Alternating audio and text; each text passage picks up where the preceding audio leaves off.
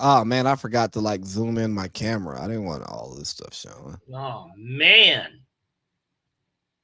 It's just daggone AI. It's like, hey, AI, stop tracking me. That's why we can't replace humans. Well, it depends on it depends on what we're asking for.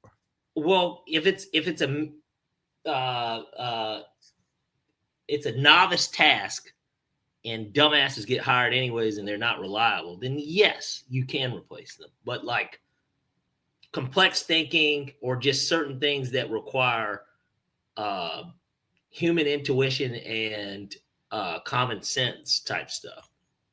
You don't think AI has common sense?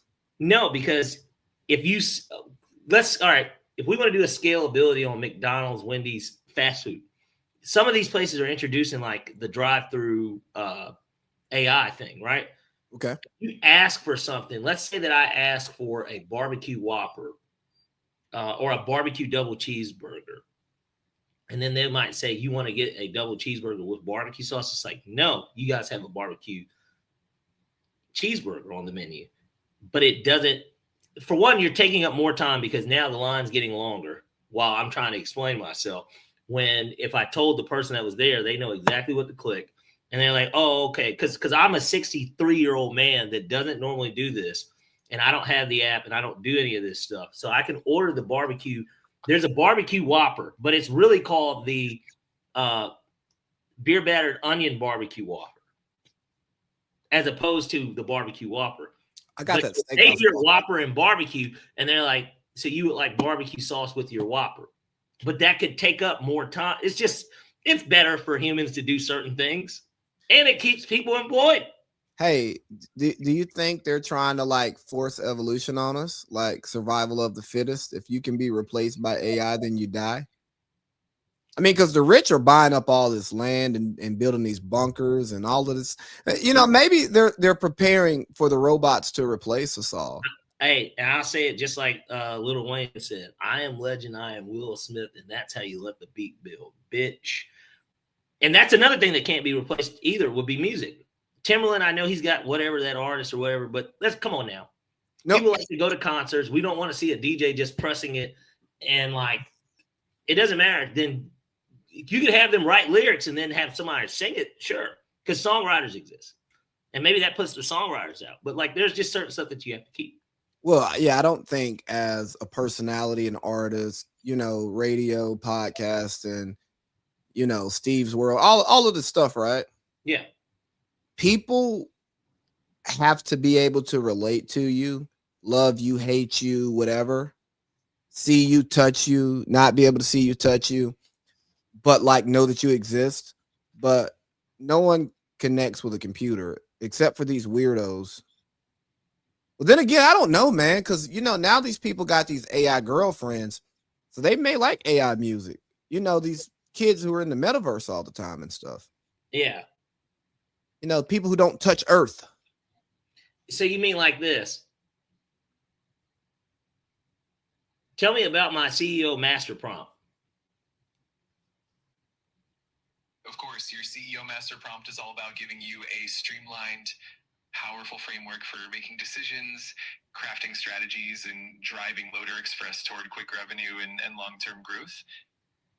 It includes strategies like emergency labor offerings, premium pricing, and SOPs to ensure reliability and trust. My point is that this sounds like I'm on the phone with somebody. I just answered a call and we're in the middle of a podcast. That doesn't sound like a robot to a degree. No, because he had like stammers and he's like yeah, but it's still, because I knew it was AI, it definitely didn't sound like a human.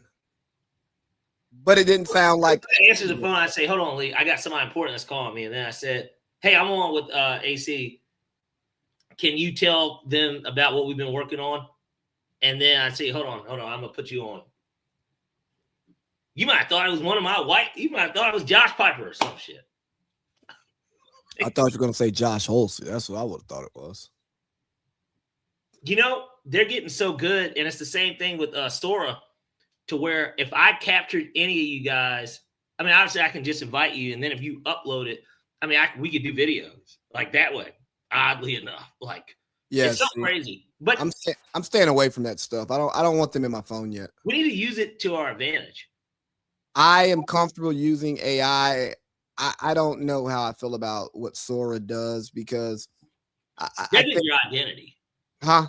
They're getting identity. Like, I don't use my iPhone. I've never done the fingerprint thing, and it doesn't matter. I went to jail, right? Oh yeah, bro. Your fingerprints are good. Yeah. So that doesn't matter. But You can't commit crimes, buddy. They got you yeah, quickly. they got me one way or another. But either way, I've never done that, and I've never done the facial recognition. Well, there was a phase in my life where it made more sense for me to do facial recognition than punching in a password. Well, yeah, you government entity as well. Well, that had nothing to do with it. Really? Yeah. You didn't have anything on there that you wouldn't want anyone to get? I know you guys have special emails for that type of stuff, but like, Well, yeah, no, I didn't. Not on use the Onion browser. No, we use regular browsers. Like unclass, like most of us are on unclassed computers most of the time. Like you're just not using secret. What about when a guy like Boink's classified, right? Well, that's different because Boink works in a place to where you can't take your phone. Like you got to like knock on the door a certain way. No, you just got to knock on the door. Somebody has to come open it and make sure you got the right clearance before they let you in. So it wasn't him doing. You got to ask Boink about that. I don't know. I mean, I will one day, but no, the thing about Sora though, I'm afraid because of like, you see the stuff in Minnesota and how you see a video and then you hear a media narrative and it's totally different.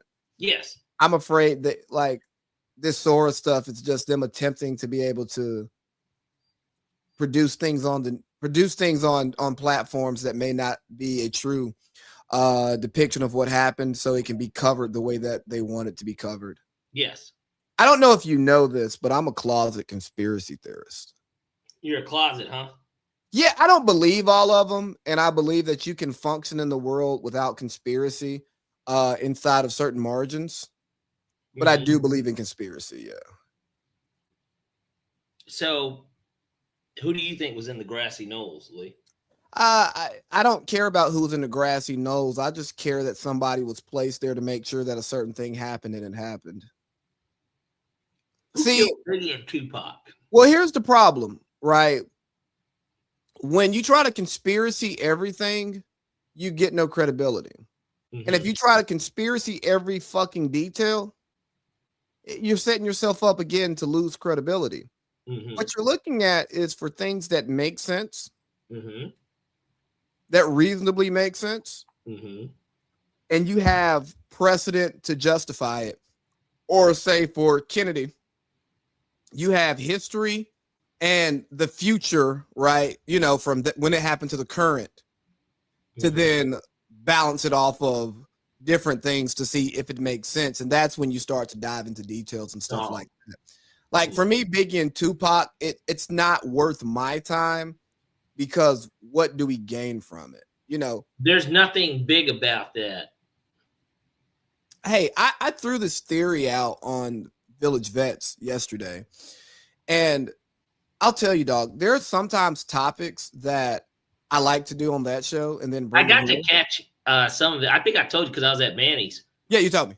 Yeah, I didn't get to listen to the whole thing because we were talking. It was music and stuff, but I did throw it on. But yeah, I appreciate that. But I'm a supporter of the show. I mean, just as I hope that people are supporting this show. Which hey, we gotta change up the fucking bottom. What is this, Lee? I put the wrong thing on. I'm so sorry. God damn you! End the stream. Let's restart. What do you want? Diva. But no, so I talked about like these famous feds, right? Because you know when you watch the docs, you find out, hey, there's CIs everywhere. There's quote unquote people planted everywhere, right? And they talk about hip hop plants and stuff. And I'm like, bro, if there are CIs inside of organized crime, inside the government, and inside all of these different places, you can't tell me that some of these rappers and some of these rap podcasters, like your Fat Joes or even your Diddy's, or even I know it's not hip hop, but Bill Cosby's, some of these people could have been, you know what I mean, federal informants. There are some that you can't. I think we can believe. I think Diddy, the way that people have talked about it, it feels like, and it's all conspiracy from that standpoint. Well, yeah, like, all this it's conspiracy. It does feel like he maybe of all people, R. Kelly too, somebody that did deals because he went so under the radar, but like was so open with it too, to a degree. He was open with what he was doing. And he's, again, like a Snoop Dogg, and I'm not saying Snoop is, but like he's somebody that's connected to a lot of stuff, and he's been in it for a long time to where, you know, people can say East Coast, West Coast, whatever, but like these are people that have been connected to a lot of stuff for a long time. Like they've been connected to a lot of stuff for a long time. And you think about all of these executives from like these different, you know, these different labels that are like, that are signed to a parent label. We know these are money laundering things, right? Yes. So if we're allowing this money laundering for you to build your label and tell these stories because they're profitable, and then sometimes randomly we see guys who may try to get too big for their britches end up in jail on things that happened a long time ago. You know, like Diddy's stuff wasn't recent. No, it wasn't. You know, Bill doing that. Well, except for Little Little Rod. Yeah, well, he's the one that kind of brought it back to life. I mean, I know Cassie's video did, but like, Cassie's kind of brought it back to life. But Cassie's lawsuit is what brought it. Her civil lawsuit that she filed is what brought it. Like not even a week later. Not even 24 hours later. Yeah. But the problem was shut that down very quickly. But the problem was she filed it. So now that becomes record. So now it can be possibly used against you, right? Yeah, the convenient. And, you know, inconvenient with that weird New York law that was about to expire. So she hit it like a week before the deadline. Not saying that she shouldn't have done it. Not saying that Diddy shouldn't be held accountable. Yeah, he should be in jail like he is. Right, but he probably should be out of jail because he probably should have went to jail a long time ago when it happened. You know what I mean? Or like Bill Cosby getting called out on stuff 20, 30, 40 years later. Not saying he shouldn't be held accountable for it, and not saying that there is a end date on justice, because there's not. But I find it convenient when you see powerful people who may be linked to a move here or there, or something's just kind of off, all of a sudden getting charges that existed in their past life. You know what I mean? Yes. Or they're getting charged for what they did in their past life, not to say that they've changed or became better people, but it's like, no, they're still monsters. Yeah, but like we know that the feds will keep feeding you rope, and if you are an informant, they will let you. They know you're a criminal, and they're letting you be a criminal under their watch to get a quote unquote bigger criminal. So they're getting a piece of that pie. Yeah, I just think it's something to think about. Again, it's not a steady belief I have, but Fat Joe talks far too much about being a gangster and all of this stuff that they did, you know, stabbing, shootings, killings, you know, people scared of Joey Crack, but he gets to talk about it and sit courtside at Knicks games. That's a bit odd. The typical runaround, Lee. Yeah, but anyways, how you doing today, man? I'm doing fantastic. I'm glad that we kicked off the first 15 minutes this way, though. Hey, I think we were having a great conversation pre-production, by the way, guys. We will have that eventually on a show, but yes. How are you doing? I'm sorry.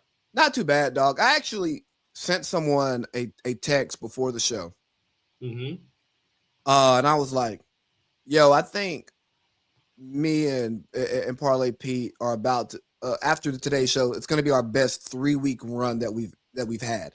Yeah. And I don't mean it from a likes, views, none of that stuff. I'm just talking about chemistry, flow, the show, the prep, the lack thereof, all of that stuff working, because You said last week was going to be great, and when I read that text, I'm like, "Fuck, this nigga talking about?" I mean, Yeah. There's nothing like. It feels like it's just going to be a regular show. Like I didn't think we were going to be shitty. Like I never think we're going to be shitty, and you know this. We've potted under much worse circumstances. Much worse. Absolutely. I mean, niggas been in the fire and got burnt, and then said, "Hey, I've got to put on this happy suit real quick, and then do a show, and then I'll be right back in the fire. I just give me 2-3 hours, okay?" Yeah, give me a second and let me try to escape. But no. But then today I was just like prepping, and I'm like, man, today's going to be a good show because even when I thought about the title that I didn't ask you about, because to be honest, I loved it, and I knew you would love it too. Mm-hmm. But you know, Super Bowl is set, but we're going to turn this into a Falcon segment. Well, because that's what we're here for, and that's it's not the seed that planted the show, but certainly it is a key cog in our machine. Yes, and I think you suggested we open with the Falcons, and I think we should. So really quick, guys, the Super Bowl is set. We have the New England Patriots facing off against the Seattle Seahawks. The Seahawks are favored. I think it opened at what? Seahawks minus 4.5, I think. So it opened at 5. At 5, okay. I'm talking as soon as the NFC Championship ended. That's what MGM put it up at. It was plus 5. I think now it's down to 4, which it should be, because immediately I thought, wow, that's a lot. Even though I like Seattle to win, and we'll talk about that next week more so in depth about the picks. But when I saw that, I just still was like, that's kind of disrespectful. Yo, I just thought about this. Hey, I just thought about this scheduling wise. Oh no. Our last show, we do Super Bowl and awards to put a wrap on the regular season, right? And then we try to revisit what we did. Okay. Isn't it crazy that we went from Jalen Carter on before the first play of football spitting on Dak to here today? Like, doesn't that feel like that was not that long ago? Like Jalen Carter, like everybody's like, why did that nigga just hock a loogie? And we had just did the rebrand and everything. And it's like, wow. Yes, exactly. Football's over. But no, so we got the Super Bowl set. But the important part about this conversation is 2 years ago, the Falcons had a head coaching vacancy, kind of like one we just had this offseason that we've already filled with Kevin Stefanski. I'm optimistic. Fano. Not Thanos, but Fano. Yeah, it's Pro Bowl quarterback. More to come. Anyways, and we high reviewed Mike McDonald. Don't know how he felt about the job, but you know what? He showed up for a freaking interview. He did. And we hired Mike Vrabel, who did not take a job in that coaching cycle, but again, kind of knew the Patriots thing was going to be available, but he still took the interview, which meant that he could be swayed. Correct. And now these two guys are coaching in the Super Bowl, and we are here to do.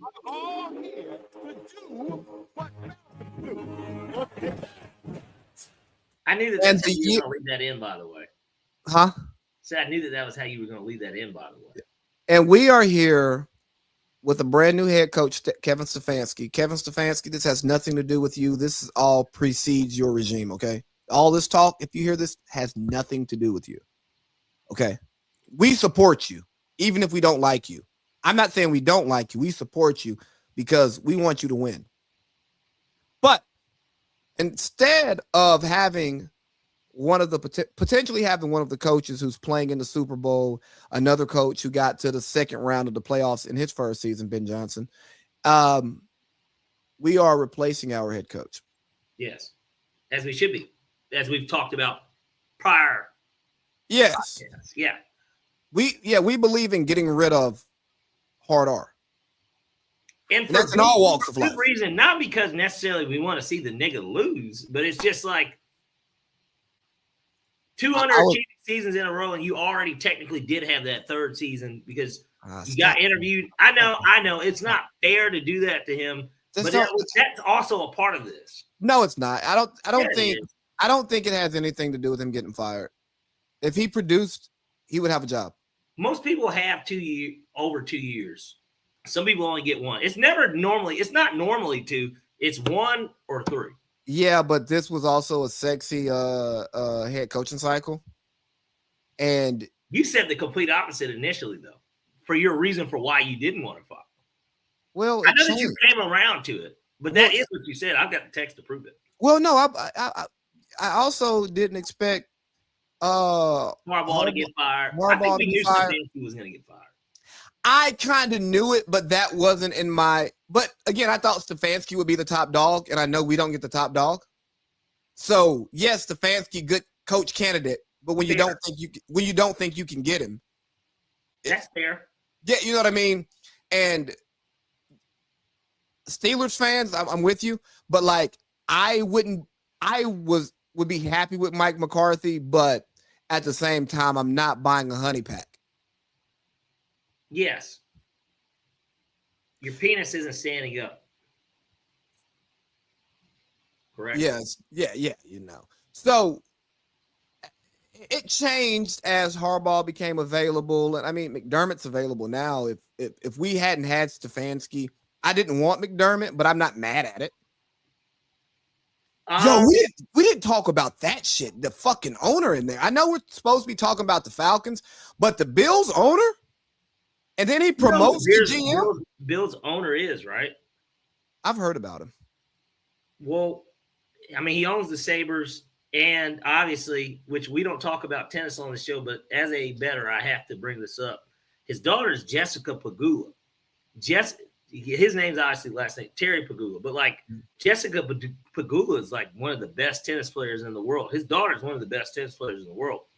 And she's in the Final Four for the Australian Open, and I just put a live wager in on her as we speak. But the thing is, I'm telling the truth. I'm being honest. That's why I know. Because even when I saw it, I was like, that's such an odd last name. I'm like, they got to be boys. And this was like 3 years ago. So I've known this for a while. But my point is this. She was a super underachieving player. And I'm not saying that his family has anything to do with this business. She's become such a great tennis player, and she's semi-attractive. But the thing is, I guess what I'm saying, what does that have to do with the Bills had to do what they had to do, and we were all. Well, no, I'm not talking about that for a minute. I'm not talking about firing McDermott. Like I get that. I mean promoting Brandon Beane and then him coming out and shitting on Keon Coleman like for no reason. Oh, disgusting. And then they promoted Joe Brady as the head coach. And I'm like, see, you guys really want kind of the same thing that was already going on. Because Sean McDermott doesn't have anything to do with that roster. Yeah. So it's an odd hire. Like, offense was the problem. To me, in terms of who was open, and obviously if the Steelers offered it, he was never going to turn it down. But Mike McCarthy would have been maybe a good fit, like with the Bills, in my opinion. Yeah. You know what I'm saying? For what was available, I thought that he was going to be a good fit because they're in win now mode as much as the Ravens kind of are. But they're in win now mode. And when Mike McCarthy talks about his experience with quarterbacks and what they do when he's calling plays, you got Andy Reid, you got Bill Walsh. You know, there's some guys who he has to listen to. Kyle Shanahan. I don't think Kyle Shanahan can talk quarterback with Mike McCarthy. No. I don't know. I mean, Matt Schaub had great years there. I know he was in Cleveland the 1 year. I think it might have been Manziel's rookie year, but like, obviously Matt Ryan's best work is under him.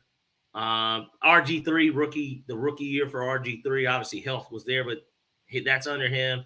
And then, I mean, he turned Mr. Irrelevant into a $60 million a year quarterback. And I know that Brock's talented, but I'm just saying, I think he can. I think he can. You want to know who? But hold on. Andy Reid with the Eagles. I think that once I'm not saying, but hold on. Before you bring up another coach, like you bringing up Kyle into this conversation with Mike McCarthy, Let's relax. McCarthy. I mean, he worked with Joe Montana. Joe Montana worked with him at that point in his career. Okay, but that teaches you a lot. Brett Favre, Aaron Rodgers, and Dak, bro. Brett was already solidified anyways too prior to working with him. You saw what he did for Aaron and Dak. Dak was better with Mike McCarthy. I agree. Dak is who he is today because of his being coached by Mike McCarthy. I don't disagree with you. I think that I just don't think Kyle Shanahan, a guy who he may have elevated guys' floors. I've not seen Kyle Shanahan elevate someone's ceiling. Okay. I think Kyle Shanahan plays a winning brand of football that with the right quarterback is really, really fucking good. But it's the entire style of football he plays. I'm not going to credit to him as this. I'm not going to credit Kyle Shanahan as some quarterback whisperer. I know people will say that's crazy because guys put up numbers with him, but it's the system. And if you can do, if there's like 7 things that you need to do in his system to be successful, but there's like 15 quarterback traits that make you elite. If you have those 7, you can be below average and look really good in his system. Yes. But when we're talking about a Mike McCarthy level, a guy who can turn a Corvette into a Lamborghini, I don't think Kyle Shanahan can do that. And I mean, this is the guy who had Aaron Rodgers. Like I'm not saying he's a whisperer, but what I'm saying is that his work with quarterbacks is proven. It's proven. I just don't think it should be in this specific conversation. If we're talking about just who's he whispering? If we're talking about offensive play callers or OCs, head coach play callers, cool. Yeah, Kyle Shanahan is the best of the best. But when we're specifically talking about that, and again, this is my untrained eye, so somebody might listen. Liam Cohen looks like one. Now, I'm not trying to no. What you're talking about, but I'm just saying. Liam Cohen may be one. I need to see it over a few more years. I don't know. Shit, it's one of them. No. Look, Bryce Young. Got year 2 Baker, but Canales gets the Panthers job because of the initial Baker. No. I'm just saying I haven't seen it from Bryce. He earned himself the 5th-year option, which we knew. This is a guy that got benched last year. Continue on. Bryce has bounced back, but I got to see this year is a make or break year for him. You wouldn't trade Michael Penix 1-for-1 for Bryce Young, and money not an issue. Fuck no. Money's not an issue. I'm just talking about player skill set. I'll take the bum knee nigga that I've seen that can throw the ball. Exactly. That what appears to almost be, he's not fragile because that's the joke of it, right? Penix is the fragile one, but he frail looking quarterback. The guy who's smaller than we are. Yes. What the hell was I talking about? Quarterback whisperers. Mike McCarthy. Let's get back to the Falcons, man. We clearly hired the wrong guy 2 years ago. Mm-hmm. How does it feel seeing guys who we had in the building in the Super Bowl? Business as usual. I feel like, Shanahan was literally in our building. And we weren't going to ever fire DQ. I get it. No. But if everybody felt so strongly, it's such an unpopular opinion. But the reality of the situation, because it would have just been looked at as wrong. But the reality of it is that if anyone loved Dan Quinn enough, and if the Falcons said, we want to make him the head coach and it could have been justified in weird ways. It wouldn't have been because we're not winners and we went to the Super Bowl. But in a weird way, it could have been justified, and he would have landed on his feet anyways. So, I don't think he would have landed on his feet. You don't think? Well, yeah, because of the point in the year that it was. Well, because it looked so bad that because again, Kyle knew he had the 49ers job before the Super Bowl, mm-hmm. which would mean that you would have to guarantee Kyle the job before the Super Bowl, no matter what happens, and hope to God it doesn't get out. And for Kyle to turn down the 49ers job would say a lot. It would say something, which would mean it, even if it didn't get out or nobody said it, the rumor would exist. Correct. And because Kyle Shanahan is Mike Shanahan's son, and he wasn't like a young hotshot coordinator that came out of nowhere. Yeah. He was ready to be a head coach. Even if he wasn't ready, his dad's there. Correct. So he was ready to be a head coach. So that couldn't have happened. But we've talked about this, but what we should have done was made LaFleur the OC and tried to keep Mike McDaniels as the fucking quarterback coach. You should have definitely kept both of those guys in the building. In worst case, you probably could have hopped off Quinn earlier, but Quinn bought himself, no matter how bad they were, at least 2 years. Probably. Yeah, and then we went back to the playoffs and lost on a Julio. Which would have been another, which is what he kind of got. He got 3 more years after that. Bingo. So, no, DQ got fired when he was supposed to get fired. We could have let him stay for the whole season, but we knew it was over. So they did the same thing that Rod just did the year before he got fired in season, because Arthur Blank's never done that. Yeah. That same thing happened. They finished 7-9, but it was like 4 in a row to end the year. Yeah, it's like a largely disappointing season. It wasn't just the record.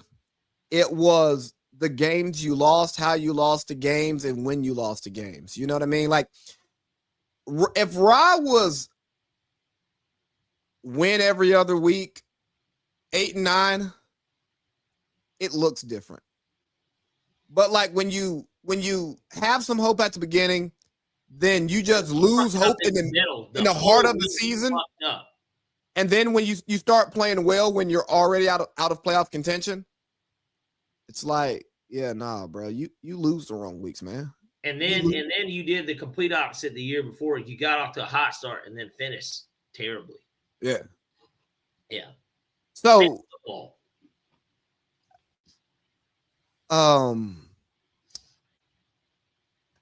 you know what? I said this last week, and I was talking to a Steelers fan friend of mine because he's not happy about the DC hire. Well, tell him, you know what? That's too bad. And no, here's what I told him. I said, man, you've got to get out of this media world, which we now call Steve's world, right? Yes. Which, guys, sound bite coming soon for that. We're going to create one. Yeah, we need to. Because think about this. Steve's world. You got this DC who was like the Raiders DC. He was in Miami. He has not had good defenses. But he's also not had good defensive personnel. And 15 years ago, fans didn't care that much about the coordinator hire. You cared if you knew his name, but a lot of times you don't know these coordinators. You don't know shit about them, so you don't really care. You care about the head coach and all of that stuff, right? But because we have a 24-hour news cycle, we got guys like Steve just blaring nonsense. People think they should actually care about their coordinator hires when you're not going to be able to release damn near a year from now. You know what I mean? Yes. Like, outside of being a Tampa Bay fan and hiring Zach Robinson, who I'm confident in saying is not a good NFL offensive coordinator, not a good play caller. He doesn't even know where to stand or sit in the game, upstairs, downstairs. Oh, man, yeah, it's good to talk to the quarterback on the sideline. He's a rookie. He's in his second year. Yeah, no shit, Zach. Anyways, you just shouldn't care about your coordinator hires because a lot of these. But you do if you have a defensive coach or offensive coach, vice versa. Like, you know what I mean? You do, or a CEO coach. It does matter. It matters even more. No, it matters. Like all of this stuff matters for the team. But for you as the fan, you should not give it energy. Because you don't really, like, most fans aren't smart enough to know which coordinators are good and bad. We just see their defenses. And if their defenses are good enough over a long stretch of time or no matter where they go, okay, we believe it. But there are a lot of pretty good coaches who have had terrible GMs, terrible scouts, been in terrible organizations because they're taking the best job that they can get. And the results aren't there. But it's like, hey, I run a 4-3 blah, blah, blah, right? But my scouts have been trained as 3-4 scouts. I don't have any 4-3 scouts. So they don't even know how to scout what I'm looking for. Right. So I think because it's so nuanced, fans should care less about stuff like that. And maybe people like Steve will stop talking about things that don't really matter just because he and his business owners and partners can make more money off of it because, welcome to Steve. But see that the whole premise of even the conversation is just that the people that care more about it is because of a Steve. A Steve, he injects this rhetoric to where, and actually I'm glad that we brought this up because this is about a coordinator and Steve. Steve and RC brought up the Patriots defensive coordinator. How about the Stooges? Yeah, as you call them, the Stooges. No, I didn't call them that. Jason Whitlock called them. Yes, he put the three Stooges. Who's the third one? It was Dan. No, it's Cam. Yes, you're right. He went after all the Knicks. But the point is this. They brought up the DC for the Patriots obviously is black. And I remember at the beginning of the year, they were like, yeah, he's going to be like out indefinitely. I never followed it up because I'm not a Patriots fan. But I knew that he certainly didn't start. But obviously he didn't return because he's doing chemo and stuff. Yeah.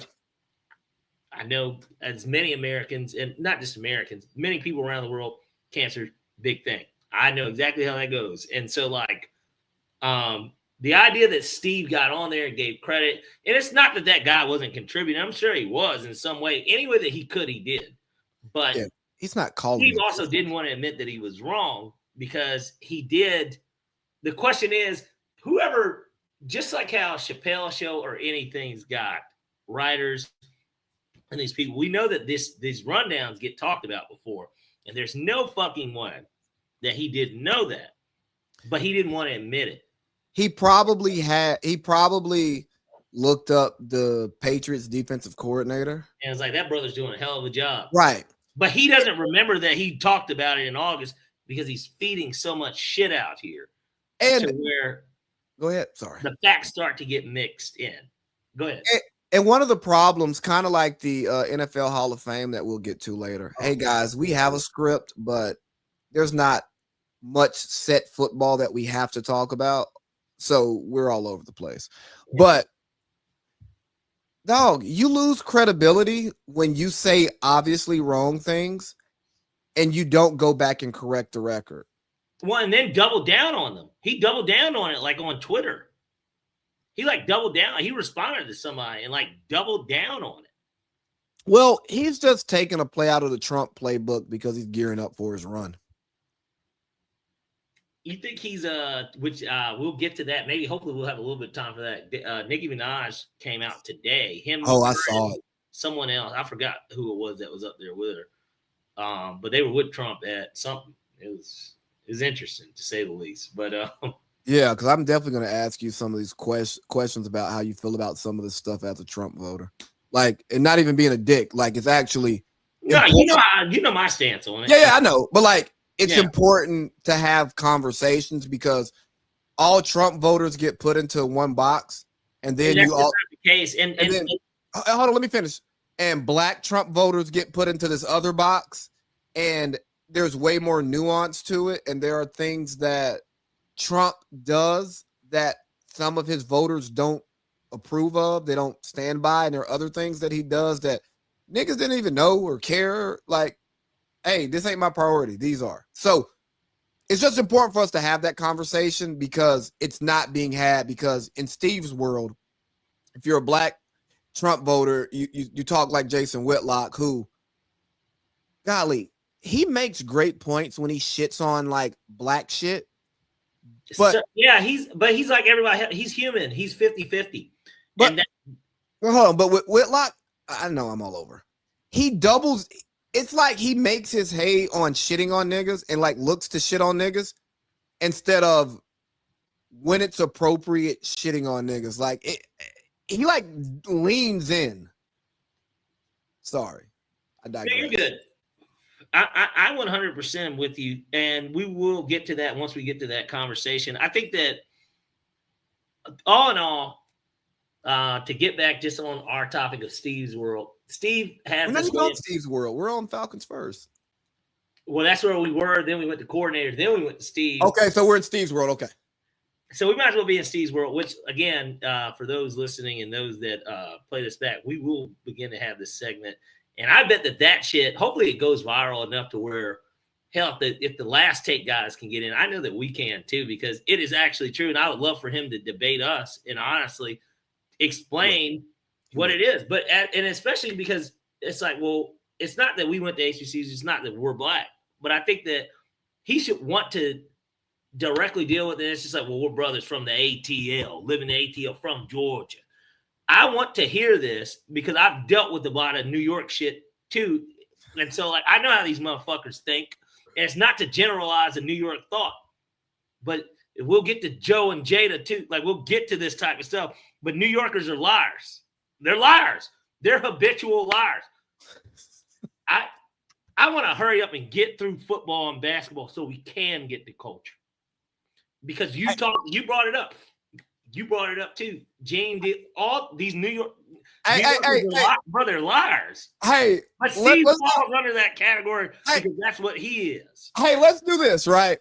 Let's go back to football. Let's breeze through these championship games. Hit the important. Not much to talk about because next week's our Super Bowl preview. We're just going to talk about the games, obviously, that happened. Yeah. And a little bit of basketball, like Giannis. D Rose get his jersey retired. We got to hit that. Like, yeah. Hey, Jordan. Hey, that Tariq Woolen shit that happened. Everybody knows what I'm talking about. He drops the pick. No, excuse me. Puka Nacua makes a great play to pull his arm away from the ball. He didn't pull the ball away from him. He pulled him away from the ball. Like, great play by Puka. And if you watch Puka play, you can understand, like, yo, that nigga Puka strong. Oh, man. Yeah, that's the most receiver since, would you say Calvin or maybe Larry? Larry was a pretty big and physical dude, too. Yeah, he's Anquan Bolden type physical. Yeah, okay, so I was thinking more bold, but Larry was a big dude, too. Yeah, he's a big guy like Larry, but he's Anquan Bolden physical. Like, that nigga runs into linebackers and falls forward. He likes contact. He's a hoose, though. He's a hoose. You got to remember that. Yeah. People might think he's white because of the Aiden Ross shit. No, he's a hoose. Yeah. Pat McAfee. You mean this Aiden Ross? That's what they did. Look, I'm not imitating anyone. I'm imitating them, actually. Now, what they imitated, I don't know because I don't know nothing about that. I don't disrespect people. So, except for New Yorkers. Well, we'll get to them. I'm not disrespecting them. I'm telling them about themselves. That's what I'm gonna do. No, so hey, whatever he said on that sideline, bullshit. And I say that because no punch was thrown. There was no scuffle. There was nobody even got in his face. He was just talking shit. He made one of the biggest plays of his life. You know what I mean? It was what, third down? It was fourth down. It was fourth down. He almost caught a pick, which if he caught the pick, nothing matters. They still have the ball, right? And then he's talking shit. NFC Championship game. Hey, dog, if you've ever made a big play in a game on any level, especially as a cornerback, hardest position to play in sports, I don't give a fuck what nobody says. Yeah, quarterback, you got a lot to think about, but cornerback, you're on the island. You know, we didn't talk about this enough, but wasn't it odd that happened after the play was dead, but it still affected the fact that because it was fourth down. It should have, yeah, that right. It normally is not the way that goes, from my understanding. It would have been tacked on to them having the ball. I don't know how it goes, but even if the rule should be, hey, once the play is over, if you have a unnecessary, if you get taunting, nothing physical, 15 yards back, because that had nothing to do with the play. I know it works that way with taunting, because if he did get the pick and then he ran up and started doing the craziest dances ever, they would not have given them the ball back. Right. Yeah. So I know that works that way with that, but because it was not taunting but unsportsmanlike conduct, I'm just curious as to how that. Well, we know who made the phone call. They got headsets. Refs got it. So Seattle still covered. Hey. Sometimes you can't control what happens, but. Well, Kobe Parkinson dropping that pass. But the point I make about that is, hey, players get excited, and we text about it, and you're like, act like you've been there, and I'm like, he hasn't. And you're like, still act like it. And I was talking to one of my friends, been on the show, follower of the show. I was telling, and like I sent him the screenshot. I'm like, bruh, and he played corner in high school. I was like, bruh, you can just tell this nigga ain't played corner and made a big play in the game, because like when you've done it before, the emotions are crazy. So nigga might have been blacking out and don't even know what the fuck you doing.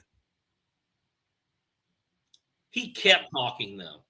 Bro. He didn't just talk. The rep was right there. No, I know. And then he went further down and kept talking. Hey, when you a shit talker, you make a big play, bro, you talking shit. And again, if it resulted into a scuffle, call the penalty.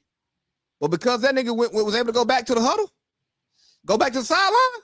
Fuck nah, man. I'm talking my shit. It's championship game. Anyways. And then gets cooked next play. But that's what happens. And that's the thing about, if you are a trash talker or if you give up a big penalty, especially at the cornerback position, you have to know they're going deep first play. Anytime sudden change, you're emotional. You know, and then bro, it's a thing. Sudden change when hey, if you drop a pick, you get a big penalty. Hey, we just got a turnover.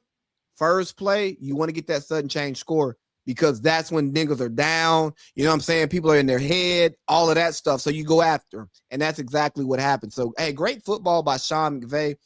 Terrible officiating by the officials. I hadn't listened to anybody talk about the game, so I don't know how they felt about it. And ultimately, it didn't affect the outcome, so it doesn't matter.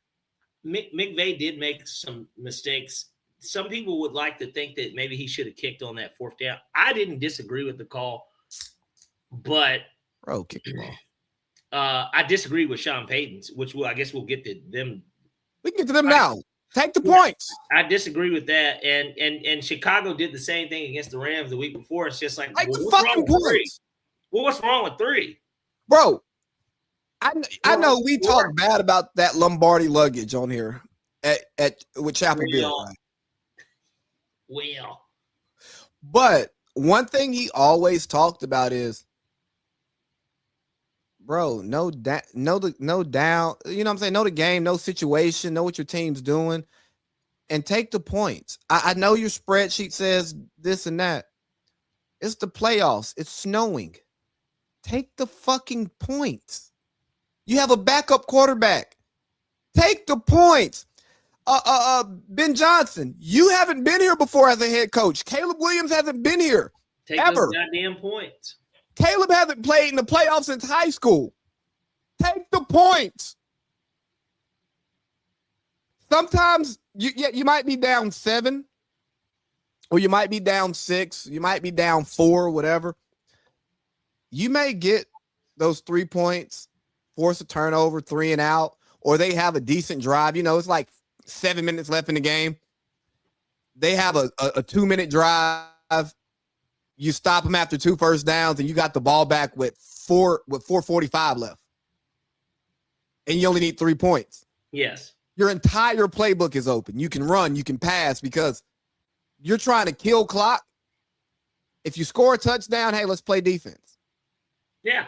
Or you drive it and you fucking kick. Because guess what? If you score a touchdown, you go up, 6? You could go up 6, but you're going to go for 2 to try to go up 7. Exactly. So You're up 5 or you're up 7. Either way, they got to score a touchdown to beat you. Yeah, but Take the it's points. almost like which I don't know. I know Falcons first was still, it feels like eons ago, kind of.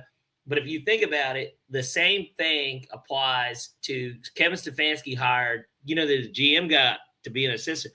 There's almost like these critical football things. I know that there are like sideline managers, if you will, people that keep track of your timeouts, challenges, or just anything that is essential to the game but has nothing to analytics guy, whatever, somebody that has all this understanding. And I almost just wonder, do these guys just wave it off, or like do they just not, like, are they in such the heat of battle to where it means nothing and it's a matter of, this is why I get paid the big bucks, that's why you're on staff, because I make the call, I'm boss man? You know the problem? What do you? Here's what I think the problem is. A lot of teams hired good offensive play callers to be their head coaches. It's smart because you keep your you keep your coordinator. Yes. But the problem is, who's the CEO? There isn't one. If the CEO is in the COO's office all the time, and don't get me wrong, he needs to be there a lot. Yes. But if that motherfucker is neglecting the CFO, it don't matter how good operations is, because you can't finance your operations. There's no continuity anyways. Exactly. Yeah. Or you're underperforming what you could pay for because you're not tying operations to finance. And then if you're not communicating with your HR, your VP of HR, you can't tie finance to operations to manpower. And if you can't tie finance to operations to manpower and R&D, right? Hey, fuck it. For football's sake, we're going to throw out R&D. We're just going to talk about what we're doing with what we got, right? Finance, operations, and goddamn manpower, right? Yes. Those 3 things, if you manage those 3 things well, you got a pretty good company, right? Now, if trends change, you might get messed up because you're not doing R&D. But if you're in the right market, operations, finance, manpower, you're good. Offense and defense and special teams. Same thing. Operations and finance run the show, right? If we ain't got work and we ain't got money, it don't matter how many people we got. Head coach, damn near head coach, and no. I'm thinking about it from the phases of the ball. You got offense and defense, right? See, so you're saying finance and operations are OCDC. But no, not OCDC. Offense and defense, just the 3 phases of the game. Okay, go ahead. And then manpower, special teams. It is not your key ingredient. Hold on, hear me out. Hear me out. I get where you're. Go ahead. It's not your key ingredient. But if this ain't right, these other 2 very, very important things won't work. Okay. All right. And if but if these 2 things don't work, your company won't work, even if you have manpower, right? So it's special teams will lose you the game. Exactly. And hey, sometimes coach, be a CEO. Don't be a fucking CFO or a COO, because we know coaches they're not HR VPs. They're not that. They don't think much about that. That should be the easy part, is what their opinion is. Exactly. But I get it, Sean McVay. I get it, Ben Johnson. I get it, Sean Payton. Y'all are great play callers. If you want to be a great play caller, go be a fucking offensive coordinator, okay? Yes. One of the reasons why Chapel Bill fucked the NFL Hall of Fame, it means nothing to me anymore. It used to be the only respected Hall of Fame. It's lost that. Yeah, for Chap. Bill Belichick, CEO coach. Disrespected. Yes, he was more defensively involved. But listen to Tom Brady talk about how he developed as a quarterback. It was watching film with Bill, and Bill is defensively coaching him to make the right play on offense, right? Yes. That's a CEO coach. You understand what I'm saying? Brian Flores, he called that game against the Rams. Bill Belichick didn't call that Super Bowl against the Rams. B-Flow called that game. Yes. And we see what B-Flow does. Yes. He kicks ass, takes names. The point that I'm making is The job of a head coach is to be a CEO. It is not to be a great COO or a CFO. If you are that, that's great. And oftentimes those people can become great CEOs. But even a good CEO that lives his life like a COO or a CFO has to ensure that he is properly insulated with the right manpower and the right opposite, you know what I mean? CFO or COO, whatever the case he may be, to ensure that, hey, we don't need a CEO. Because, hey, if manpower, operations, and finance are tied together, who gives a fuck what the CEO says? You know what I mean? No, you're absolutely right. He's like, do your job. Do your job, buddy. And I 100% agree with you. So, yeah, it's kind of crazy, honestly, when you look at it from that perspective. But that was a great way of looking at it, honestly. You cooked there. I'm not gonna lie to you. I was sitting here. I'm like, bro, that's some of my that's highlight tape shit. We putting it up there with the which RIP to Kobe, because we did that just passed as well. I just was gonna throw that out there, but you putting it up there with that. And I know that doesn't have anything to do with breaking down stuff. But it kind of did. You actually did break shit down. Yeah. No, it's up there because both were off the cuff. And where I was at in life then, that's who I was. I was Big Baby. I was wild. I was crazy. You know what I mean? Now I'm the truth that night. Huh? Not that you don't tell the truth today, but like, I think that you let people know. Oh, Kobe. My greatest quote from that is "Fuck your Jordans." Kobe. That was a cap. Fuck MJ. Give me Kobe. You spoke for a generation that night, Lee. Yeah, I know. Not that we don't respect him. Jordan's story is mythology. It's mythical. But that's like, what it is to us. It's just it kind of is myth. Like, no, we see it on paper and we're like, impressive. Like, you know what I mean? And we know the stars that he played with and what they talk about. But that night specifically. But here, we're gonna get to NBA. But hold on. The album thing I put in there about we've got to stop judging albums song by song, and we have to judge the full body of work and its impact. Yes. That's where we miss with MJ. We got like the after effects. We got like the legendary MJ. So we know what that is.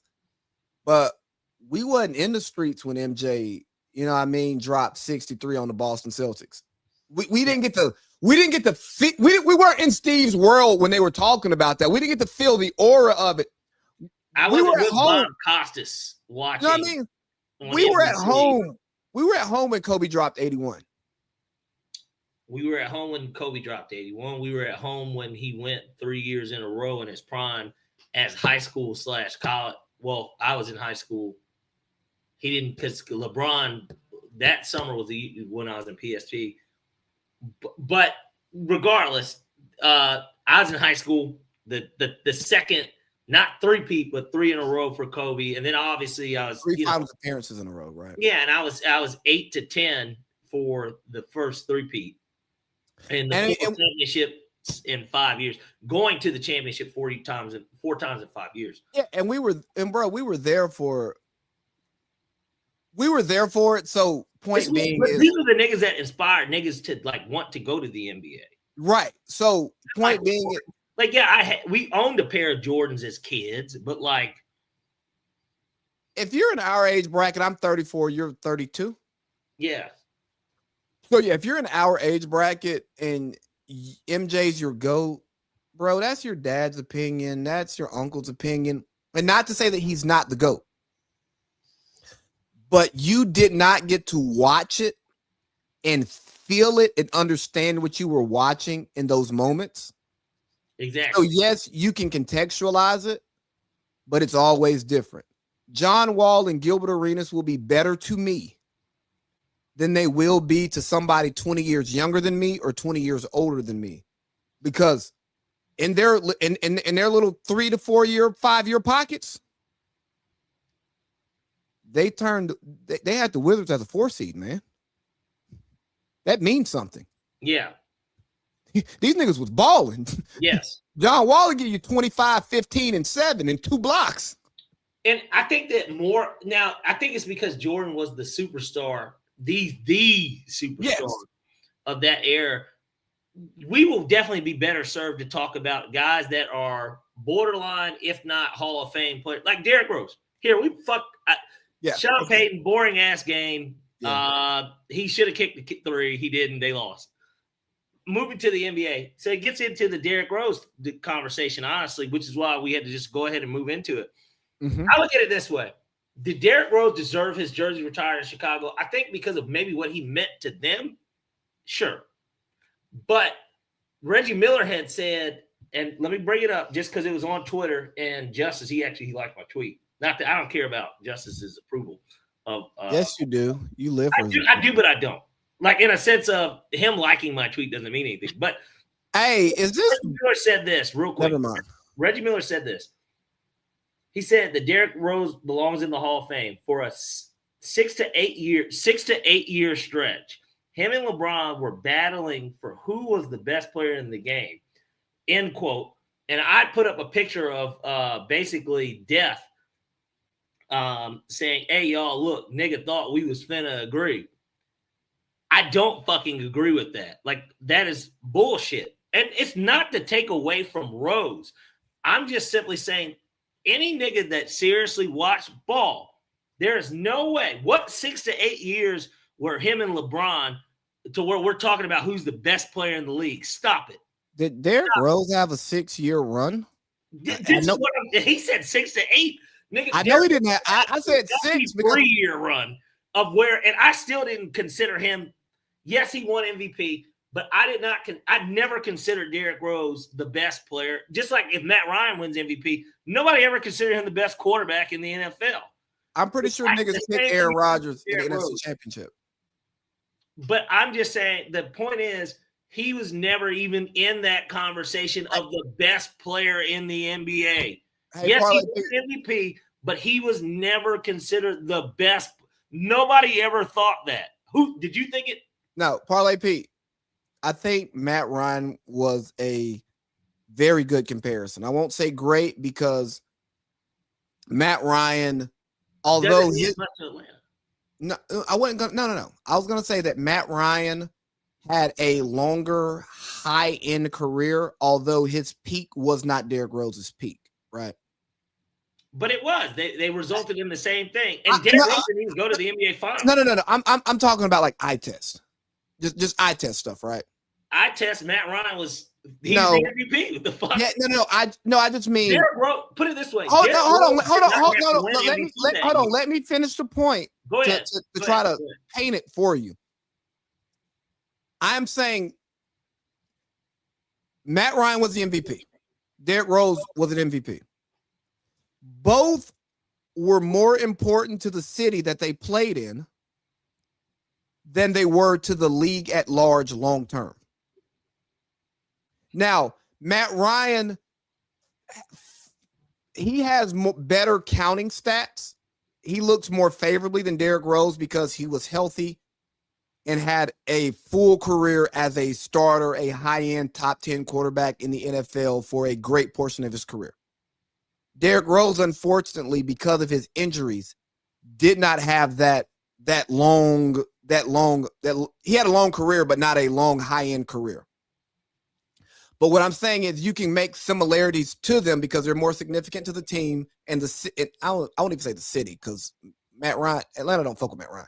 But like Atlanta Falcons, Chicago Bulls, they're more important there than they are to in the national conversation. Now, Derrick Rose is a national guy because his eye test was so amazing, but he did not. Again, he didn't have a long peak. High peak. Quickly, just to add this, in the NBA is totally different because it is built on player as opposed to team too. But he just happened to play for a glamorous. No. But I'm talking in one of those franchises as well. And that's probably why Matt Ryan is less popular nationally. But the point being, if Matt Ryan did what he did for the Jets, nobody would even think twice about it. But he probably Been in wouldn't have Chicago for the Bears. he probably wouldn't have done it for the Jets. But that's a conversation for another day. Well, but we are a bad franchise too. Yeah, but we had TD. But hold on. But I know you're guys in there too. I know you're going to cape for Matt Ryan, but amongst Derrick Rose's peers and amongst Matt Ryan's peers, Derrick Rose's peers are going to speak more highly of Derrick Rose than Matt Ryan's peers are. But you know what? But here's the thing too, and this is why the Basketball Hall of Fame is the Basketball Hall of Fame. It's not the NBA Hall of Fame. They're going to think about him at Memphis and what he did in high school as well. Nobody's taking away that Derrick Rose was a bad. Hey, no. I'm talking. No, I'm talking. But no. Address exactly what I said. His peers, Derrick Rose's peers, will speak more highly of him as a player than Matt Ryan's peers will. Do you agree or disagree with that? I do agree with that, but I've got a. Do you think Matt Ryan was a better Matt Ryan's than Derrick Rose at their peaks? Yeah, I think that they're on the same playing field. You're fucking nuts, Pierce. No, I'm not. No, you're out of your. You are out. No, you are out of your fucking mind. I'm out of my mind that two people that won an MVP can be looked at as the same. One was more of an injury-prone player. The other one was consistent for years. I am talking. But I know you're talking about peak. You're talking about. I said peak for a reason. I know. Matt Ryan having a full career. MVP years. Hold on, Matt Ryan having a full career puts him at Derrick Rose level, athlete to athlete, right? But Derrick Rose is the same. Hold on, Derrick Rose's peak as an individual talent is way higher than Matt Ryan. Way higher? Yes. Fuck yes. Matt Ryan didn't. I'm not a Derrick Rose hater, and only because one of them actually fucking continued on and they did the same thing he did. I always thought that Russell Westbrook was better than him too. And they're more comparable as players. No, they don't play the same exact brand of basketball. But I always thought that Russell Westbrook was a better version of Derrick Rose because it's the truth. Russell Westbrook didn't lead a team to the conference finals. He didn't have to, but he played in the NBA finals even as a second fiddle. He won an MVP. Like he's still doing it today. Like these are things. It's not about longevity either. I'm just saying I would take Westbrook over him. We could continue to do these. If my uncle wasn't, he'd have a dick. I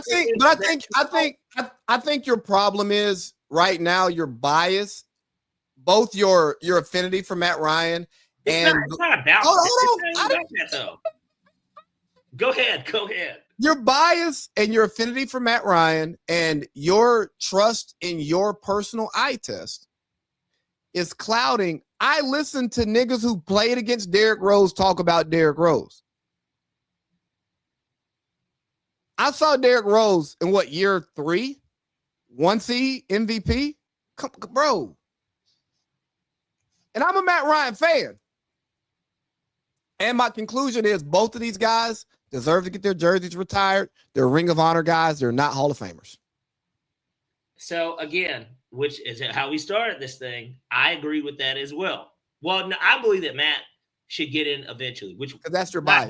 We're going to have to backtrack to the NFL Hall of Fame, too. That's your bias. Because, Matt Ryan's not a Hall of Famer. All right, so let's look at Pooh's stats. For one, this whole conversation started off with something that Reggie Miller fucking said. Reggie Miller sitting here saying 6 to 8 years, and like you said, did he even have a 6-year run? No, the fuck he didn't. He made 3 All-Star teams, 2010 to 2012. He won the MVP in 11. So the middle of that, won All-NBA First Team Rookie of the Year. Derrick Rose won Rookie of the Year. All-NBA 1 year? Yes. Okay. He didn't even have any other one. He was first team. It was the year he won MVP. But outside of that, which is why the Matt Ryan comparison is great, in my opinion. Matt's only made 1 All-Pro. But the thing is, now the NBA 3 Pro Bowls too, right? No, he made 4. And he should have had a 5th. They didn't give him the one. Mitchell Trubisky got it over him the year he put up the MVP numbers, and we didn't make it. So, but we know that the Pro Bowl is fugazi. Unlike the All-Star game in the NBA, we now know, which another thing we should probably backtrack on. Yeah. But the point is that the Pro Bowl is fucking fugazi. I don't put any stock into that silly ass shit anymore. Hey, Derrick Rose averaged 18 a game in Minnesota and Detroit. Just throwing it out there. He had like a 50 or 60 point game, but real quick. So that's my point. All right. So let's take a look at the numbers. If we look at the numbers, he had 1, 2, 3. I'm going to take out 11 and 12 and 13, 14, 51 games and 14, 15. That might have been one of those lockout seasons for all I know. And then he did 66 the next year. 14, 15 was when he hit that game winner against Bron them in the playoffs. Okay. So my point is this. This is a guy that in his MVP year averaged 25, 8 and 4. And really, aside from that, was kind of an anomaly. Everybody's like, the injuries. And it's like, yes, the injuries played a part in it because he played 10 games. He played 39 and then 10 games. But 51's decent. Even in today's NBA, 51's a good number. 66, then 64 the following season. This is a guy that if we look at his prime before he really stopped playing, he basically had 2 years where he missed. Well, outside of that, he really was fucking playing this whole time. Yeah, but he was spotty. No, but he wasn't having no season-ending injuries in these years. You watched basketball. I watched him play. Hold on, you watched basketball, and you know that post-injury he was a different player. Chris Douglas Roberts was a better player on Memphis. Nah, I don't really. I'm just saying that. But hold on, see, but hold on. This is important. This is very important. Because if we look at the stat sheet, I sound fucking nuts. I sound crazy if we look at the stat sheet. This is my point. But no. I'm not. It's not just paper work. No. But it's eye test. After the injury, he went more to the league than Matt Ryan. Yes, I can agree with you on that though. Yeah, I don't even think that's. That's not even worth talking about. I'm just saying that, like, after the injury, he's no longer a. He's no longer a number one build around guy. He's now a role player, right? They tried it. They tried it that 14, 15. Yeah. And Jimmy was like, hey, bro, he ain't who he used to be. Give me the ball. You know what I'm saying? Jimmy's team, which just real quick, I meant to say this earlier because we had a viewer that chimed in here. Shout outs to Demi. How are you doing, Demi? It's good to. I'm glad that you're watching, and it's good to hear from you. But she said your take on D Rose is inaccurate. Just wanted to say that. Sure. She'd take your side. I expect that. No. My take on D Rose is inaccurate. Oh yeah. Well, she gets it. She texted to me. That's what I'm saying. And now Demi's a basketball person herself. I know. That's why I said she gets it. Well, sorry, Demi. I just pulled a Steve. I had like a pre-built answer. And then I told the truth the second time. Yeah, niggas, boy, I tell you. But the point is this. This is all I'm saying. At the end of the day, I don't think that Derrick Rose, Reggie Miller's take, what I initially brought up. I don't want to talk about that. It's super duper wrong. He's not a Hall of Famer. We know this. Even if he was, I don't even know if he was healthy. If he really would have. Stop. Nobody's saying he didn't have Hall of Fame talent, but I did watch it. But I'm just saying, nigga, year 3 he was averaging 25 and 8. Was his 21 that a fucking? I don't know if it was that fucking effective. I think that Thibodeau is a good coach. I think we can agree on that. Joakim Noah one year got MVP votes. Like Joakim Noah, people forget how good he was. He didn't score points. He was a DP. He won a DPOY. He didn't score points. Luau Deng was good. Kurt Heinrich. Very solid guard to have with you. Who else they have? Was Chris Duhon still there? Like, cares. I know, irrelevant in that scheme. Bro. Josh Gibson was a very good player. Those teams were built well, and they didn't even win. Hey, look here. We watched D Rose. Hey, another thing about I watched him at Memphis too. We watched him at Memphis. Hey, did you know that the year Giannis won his first MVP, James Harden was 36, 7 and 7? And Giannis was like 27, 12 and 7. The year Steve Nash went back to back, Kobe averaged 30 fucking 5, and everybody was like, "Oh man!" Like, no, I look here. I really hate when you bring up Kobe in these situations because it makes me say something disrespectful or that appears to be disrespectful. Like, hey, you've given Kobe his flowers, so anything you say, I just will bring up the footage. Well, I mean, no, it has nothing to do with Kobe. It has to do with your affinity for Kobe. You know, it's giving me a fact. It's giving me what's her name? Are you trying to call me a D rider? I wouldn't say a rider. I would say people may think you're on the volleyball team. Okay. So I go back and forth, huh? No. You know, they wear knee pads. This guy. That's all you can normally say to those type of comments. This guy. But the point is, I can't even get a this nigga. No, this guy. You know, Lee, you're stepping into pal territory. All right. Who? Pal, like, he's like, all right, listen, pal. You know, I think that at the end of the day, the day's got to end. Well, that is a true fact as well. But I just think that I respect Derrick Rose. I remember the Derrick Rose era. I thought that he was a good player, but like, Matt Ryan's better. I get it. He's like Penny Hardaway if Penny got 3 more years of like basketball in his life. It's like the same thing. And so I think the 50 piece in Minnesota, and he called it before the game, according to his teammates. And I know he went through a lot too. Yeah. For him to going on. Yeah, for him to be able to do that in the way that he even shot damn near 40% from 3 one season, I think that speaks well about what a non-injured D Rose would be. But let's get back to the NFL. We got to talk about the Hall of Fame and its bullshit. Hey, they got one thing right. They told Eli no, he's not first ballot. Damn it. No, this was his second year, and I always thought that Eli. I mean, again, I'm a believer that Eli shouldn't be in. He's a 500 quarterback that had multiple seasons where he led the league in picks. That's not Hall of Fame worthy. He was never elite, except for in the 2 playoff runs. He didn't even win a playoff game except for those 2 years. Somebody said this once, and maybe it was specifically about first ballot, but can the game of football, the story, can it be told with or without you? If you have to be a part of it, then you're first ballot. Eli has to be a part of it. Then he's the antagonist. He's the antagonist. But Nick Foles almost would have to be brought into it. No. Eli, he's somebody that beat Brady too. No, the undefeated season. I get what you're saying. He's in the story. He's a character. But he's at the bottom of the credits. Yeah, man. He's the assistant to the. He's an extra.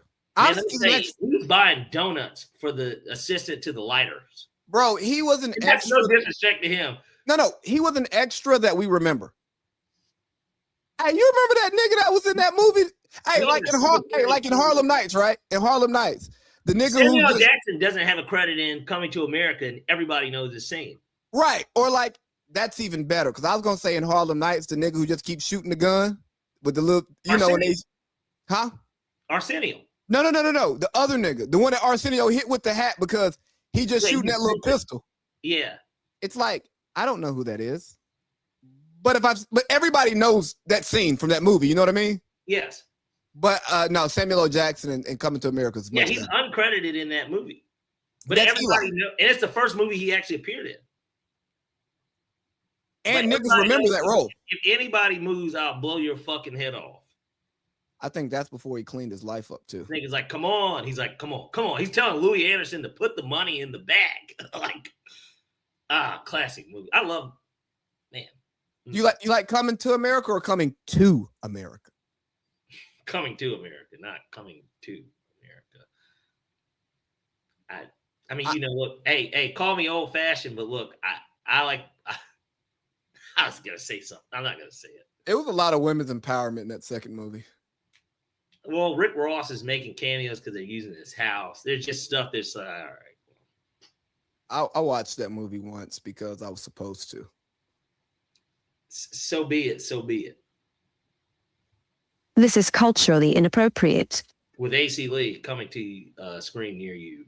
Oh yeah, I was gonna text you when my Instagram picture changes. You'll know we're coming soon.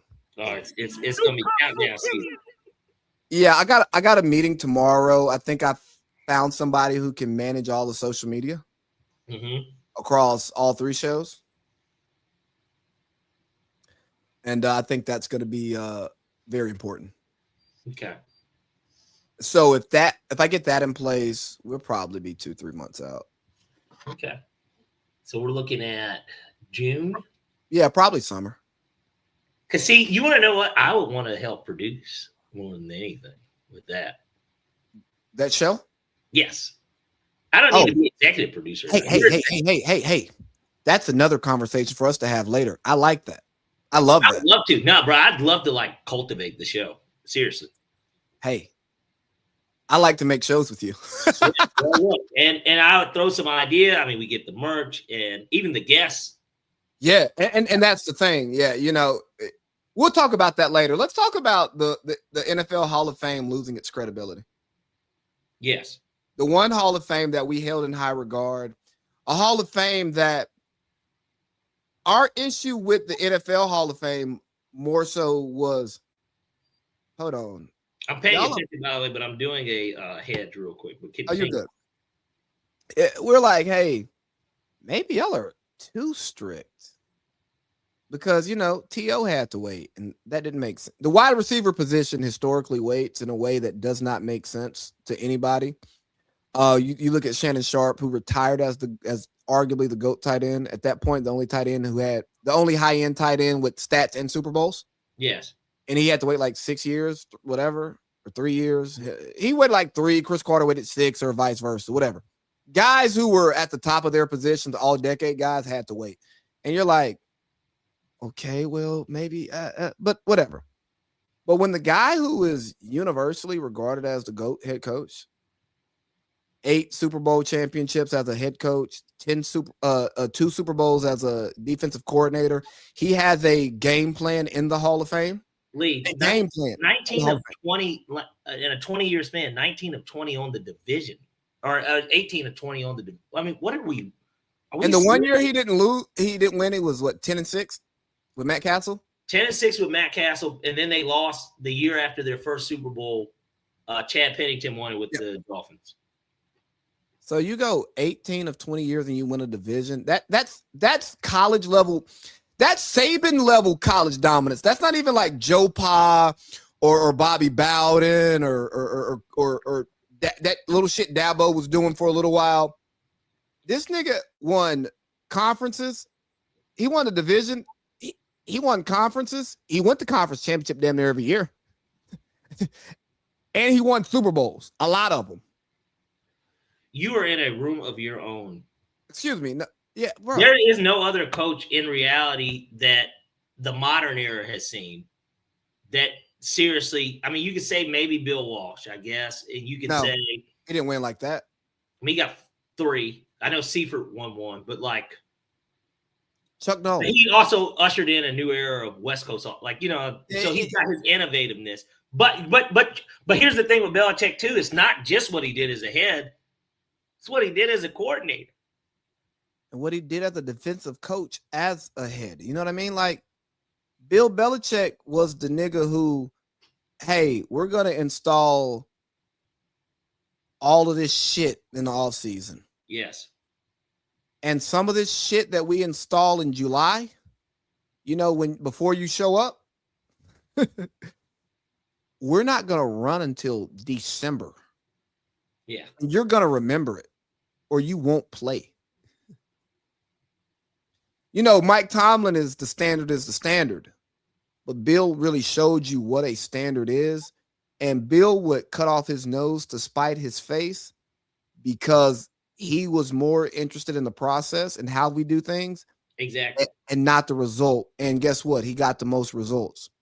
And this ties back to Steve's world too, by the way. Well, because the media tie back to Steve's world. Well, because you remember we grew up watching sports and we found the sports writers or the talkers that we liked because they talked about what was relevant. Yeah. And we got to pick a perspective that we liked because it was a real perspective and a real conversation versus now. If you listen to anything on network television that's in a decent time, in a decent watching spot, you go, nobody I know would say this. You know, Yeah. niggas appreciated a J.A. Adonde, a Kevin Blackstone, name anybody who's been on fucking Around the Horn, or PTI, excuse me. Yes. You go, oh, I like this guy. I like where he's coming from. It's different. But I thought this, and he's making me smarter. Like the reasons why we love the Bill Simmons and a Ryan Russillo, a Rich Eisen. And again, these are guys who are fairly solid, not Bill Simmons, but the other two are. I mean, well, you know how I feel about Bill. I Well- still believe Bill's the greatest sports writer That of the internet era. Yeah. I'm not knocking his About legacy. college and stuff, but I'm as an speaking about- the internet guy, yeah. I'm speaking about Bill today because he's became a guy who used to set trends, and now he is feeding the algorithm. He's Thanos. If it's Steve's world, if Steve's world is what do they call it in Marvel? World like I don't watch 306 or whatever they call it. I don't He's watch it. Thanos then. He's the one merging because he's Thanos then if it's Steve's world. And the funny part about this whole Steve's World thing and us tying it to like media, it's not really Steve's world. Yeah, but it's believed that it is. No, I know, and but I'm explaining that for some people who might not watch this show regularly and think that we're praising him. Because Bill Simmons has made more money in media than Stephen A. Smith. 100%. He did it in 1 year over what potentially Well- Steve has done since he's become ESPN's top guy. Maybe, I mean, Well, but you got to think about it. Bill went to HBO. The show didn't work, but he still went to HBO. He built the Ringer, then sold that to the fucking Netflix. I mean to Spotify. yeah. And then now the Ringer is at Netflix. You think Bill didn't get paid for that transaction? I think that Bill was offered a blank check when they did that. Bill might be the best digital executive. Like, Showman. I mean, I'm just thinking about. Basically, he's a showman. I'm thinking about the podcast network, the docs. Hey, look, I'm not gonna lie to y'all. I'm over here trying to build a media company right now. I have stolen so much from Bill Simmons. Shit, is Stephen A. making more money than Cowherd? No. Cowherd has 520 signed, and they got an Adidas deal. I mean, in Shea under No, the volume? No? he's weren't they they were in negotiations, I thought. He was being distributed by the volume, and then when all After that, the shit happened, he dropped him. So He allowed- Shea is 100%. He's independent. He's indie. yeah. Really? I'm Yeah. shocked. Like I'm saying with how popular, because it felt like Shannon was headed in that direction of, again, I hate to say it, almost like he wanted to be, I'm not saying Oprah for sports, but like in just pop culture. Because I guess Oprah kind of does pop culture, but Oprah's like news too. Like she's not just, Oprah was like everything. But almost like Shannon was in that realm and then in the Steve Harvey type. I think he was going Strahan and my man's from CBS who looks like you didn't Ryan think it was Clark. even a little bit of Steve Harvey-ish to where he could just like pivot to any. He's not funny. No, but kind of. But what's my guy at CBS? Played for Nate Burleson. Nate Burleson. Yeah, I think he was trying to go that Nate Burleson. To get into Michael- Good Morning America. Hold on, let me finish. I'm sorry. Nate Burleson, Michael Strahan route, while being somebody that niggas actually fucked with because of how he gives it up. You know what I mean? How he gives it up, huh? Yeah. Oh yeah, that's crazy. New Kung Fu Kenny. Yeah. But you know what I mean? Like Michael Strahan, we champion him because he's black and doing all of this stuff in media, but he does not resonate with black people. Well, he's got a white wife. Not that means that you can't be black. We have friends who have white wives. We have I have friends who have multiple. white wives. I've got plenty of white friends myself. You do as well. We've got white coworkers. I work with white people. white people are essential to this world. It doesn't mean Hold that on, white y'all. lives matter, because that's not the reason that we bring up one. No, well, I got to be very transparent with people, because I think And I don't support the movement Black Lives Matter. I support the sentiment, not the movement. Just got to, full disclosure. Exactly, and that's what we're doing. We're transparent here, guys. But I think that with him, he's just not somebody that. Yeah, he don't act like a nigga. He don't act like he went to Texas Southern. He's such a and that's the even crazier part, because he is an HBCU guy. New York, bro. New York. I know. But the thing is, too, think about before this year, he's held on to that sack record for almost 2 decades, damn near. I did that crybaby shit. And he's got the gap, so he's got this signature of what people know. They're like, oh, yeah, he's the big dude. He played football, but he had a gap. Bro, Michael Strahan was never your favorite D end. No, but he was respected for sure. No. He was respected. You fuck with Strahan. A nigga like Fat Joe might wear a Strahan jersey, but you know what? When you look back at that, real quick, just my question to you, and I bet we have the same. I wish I could write it down and then we show it to each other. Who do you think was in that era? Who did you respect the most at that position as a pass rusher? I can tell you exactly who I thought. I like Freeney. But Freeney, I feel like it's a little. Yes, he's in the Strahan, but Strahan was on the back end when he won. Okay, who is it? You know who it is. He played my division. Give me years. Probably. Pep. Fuck, we talking about Pep. Sorry, that wasn't who I was thinking, but yes, Pep was my. Are you talking about Simeon Rice? Yep. Hell yeah. I used to think Simeon Rice was a fucking. And I know that he played with a bunch of guys that made his job easier. But you start talking about, everybody likes to talk about Michael Vick. You start talking about those games when the Falcons would play the Buccaneers back then. Nigga. I've never seen I don't know if Michael Vick ever beat the Buccaneers low key. Hey, remember Pep used to would meet Vic before he got to the line and get the sack. Yes. You know what I'm saying? Pep has tackled Vic from behind. I'm not saying Vic was running full speed, but you got to understand. He was already there. This nigga played basketball at North Carolina and is a Hall of Fame DN. Yes. North Carolina don't give football players basketball opportunities because it's cute. Yes.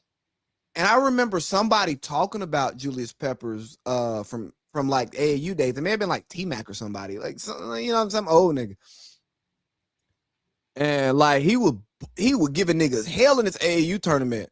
And he was like, yeah, all his teammates was like, oh yeah, bro, he's a football player.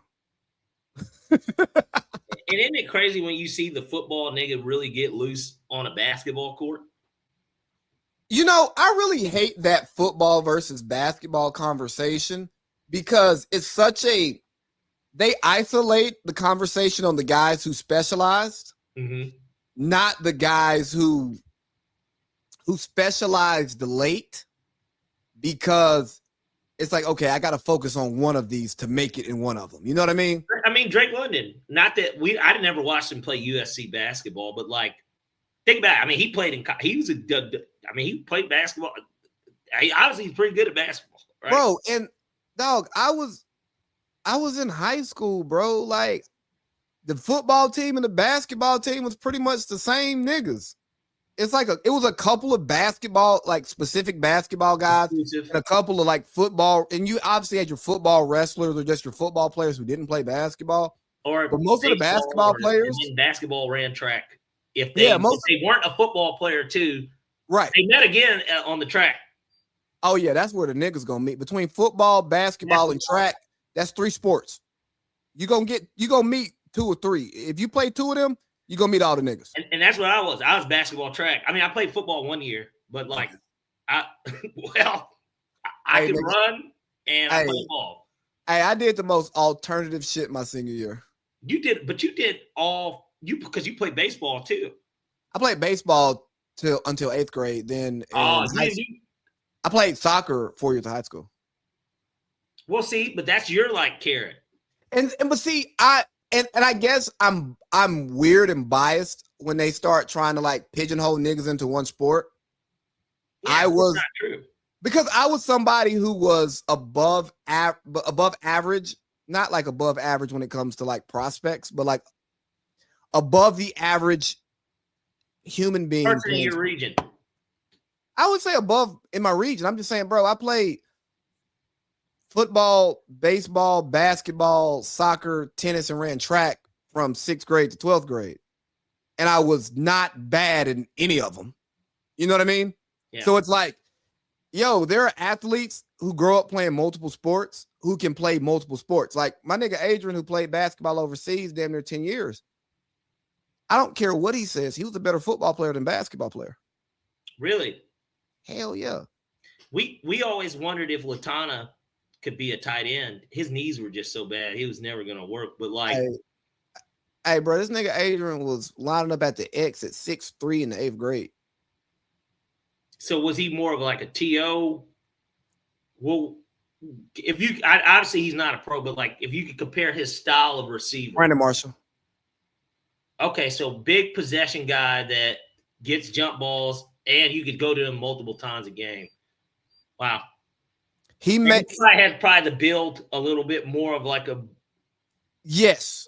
He like if he would have gone down a football route and kept up that weight training type deal, he could have played D1 football. He would. Oh yeah, hell yeah. He would have been a 6'5". He would have been a 6'5", 225, 230 type receiver, 4'6". He's not going to outrun you, but he catches everything. And what corner can deal with him on the jump ball? Huh? Is he tough? Physical. He played DN and linebacker. But I'm saying even on the basketball court, he was pretty fit. He's a physical basketball player. His freshman year, he set the school record in rebounds in the game. And he played guard. So all right. Well, yeah, if he was crashing, and I'm sure that he was.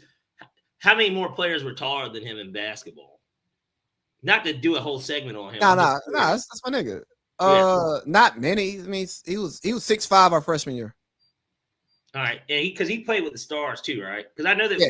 That so we gonna hop off real soon, but I actually got this shit up in the office.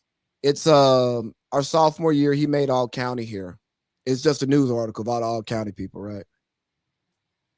He was 20-8 sophomore year. Oof. I mean, that says enough to me. Yeah, nigga was physical. And I'm sure he kept it up. Obviously, he didn't fall off. Yeah, no. Which we'll get to the fall off here soon, but. Hey, we talking to him. Hey, the NFL Hall of Fame is bullshit for not letting Bill in first ballot. What? NFL Hall of Fame is bullshit for not letting Bill in. Put a bow on it. Yeah, and the other Bill Polian, fuck him. It's just like his take on Lamar. It's just he's going out sad because he's such a respected GM for what he did with Buffalo. And then obviously everything with Peyton, he took Peyton Manning over Ron Lee, made the right choice. And then they built a good team, even though Peyton should have probably won some more Super Bowls, but I'll leave that at that.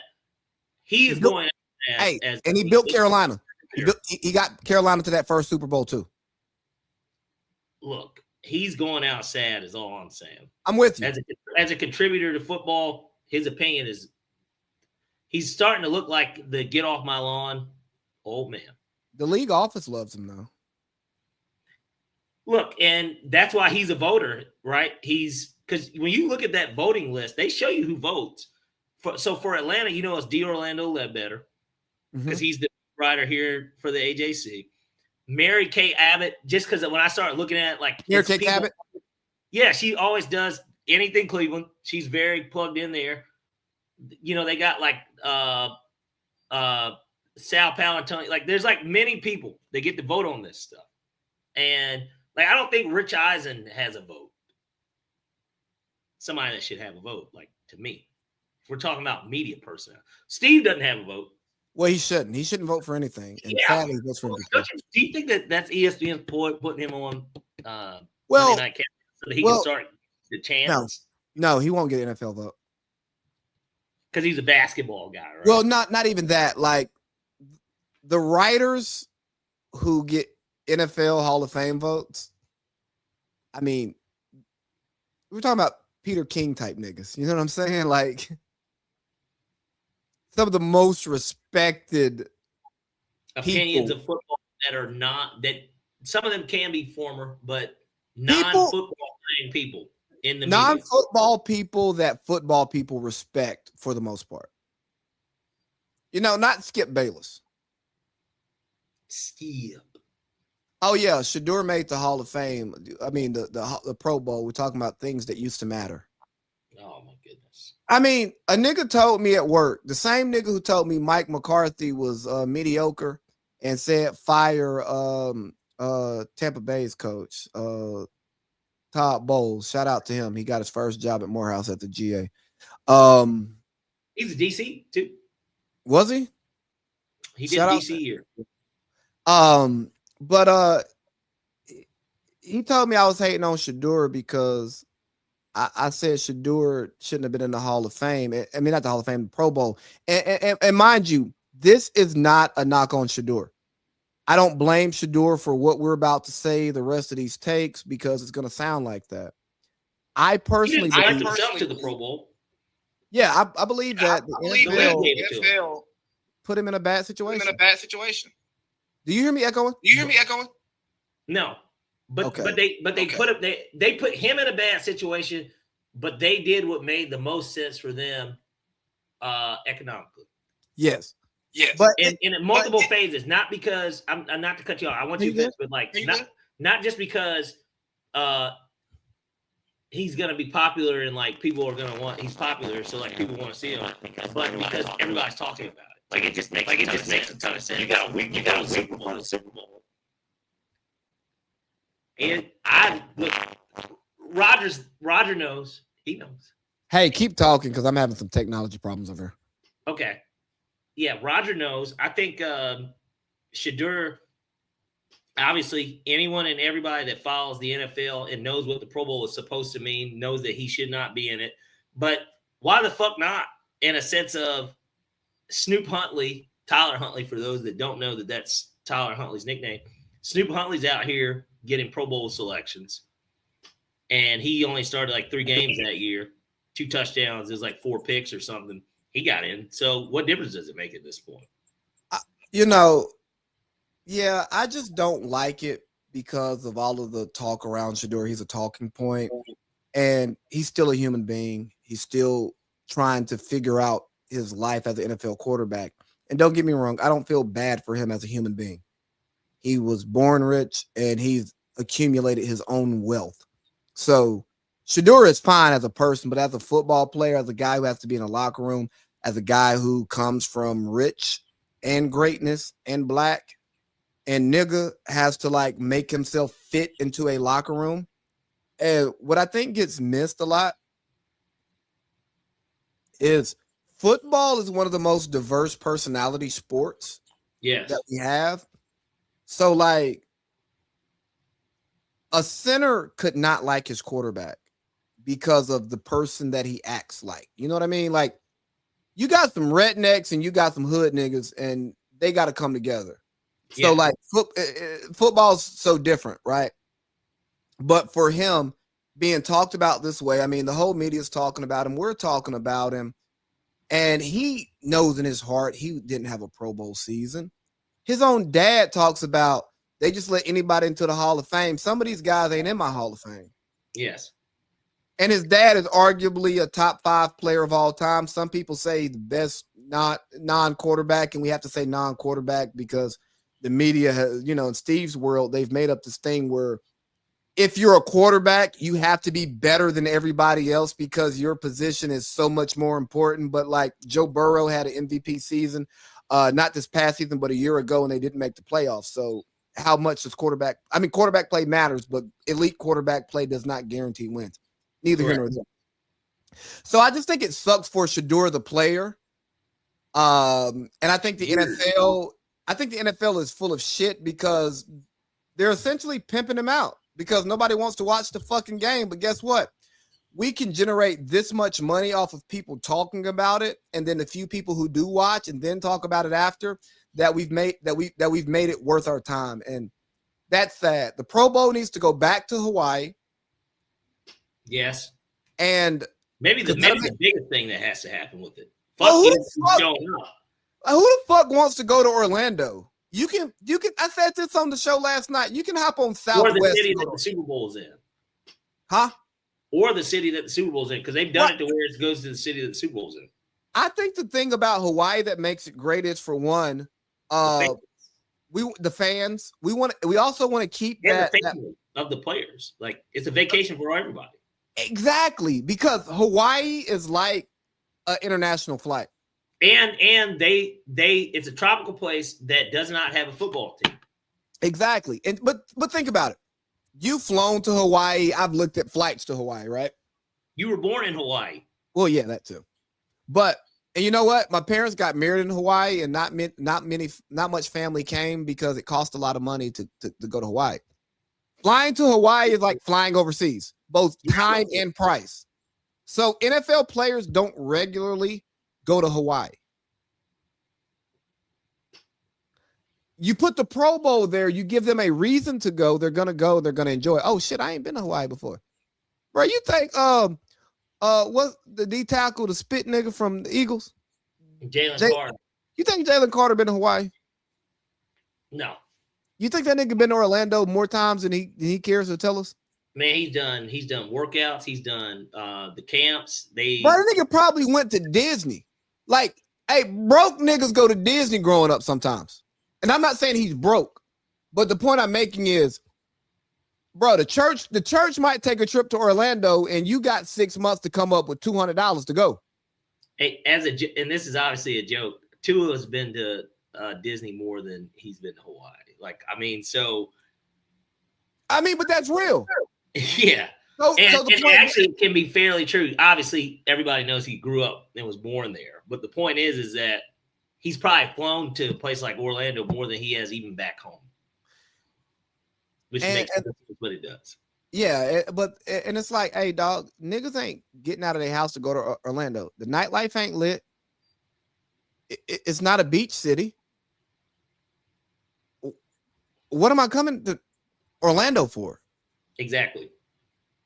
It's not Vegas. It's not LA. It's not New York. And it's not an exotic destination that I don't go to on a regular. That I'll be like, oh yeah. To the table is that it's in January and you can expect the temperatures at a minimum to be in the 60s. Bro, it's not even peak tourist season, so the hot moms ain't even out there like that for real. Yeah. Which, by the way, we got 12 minutes. Let's get into some culture.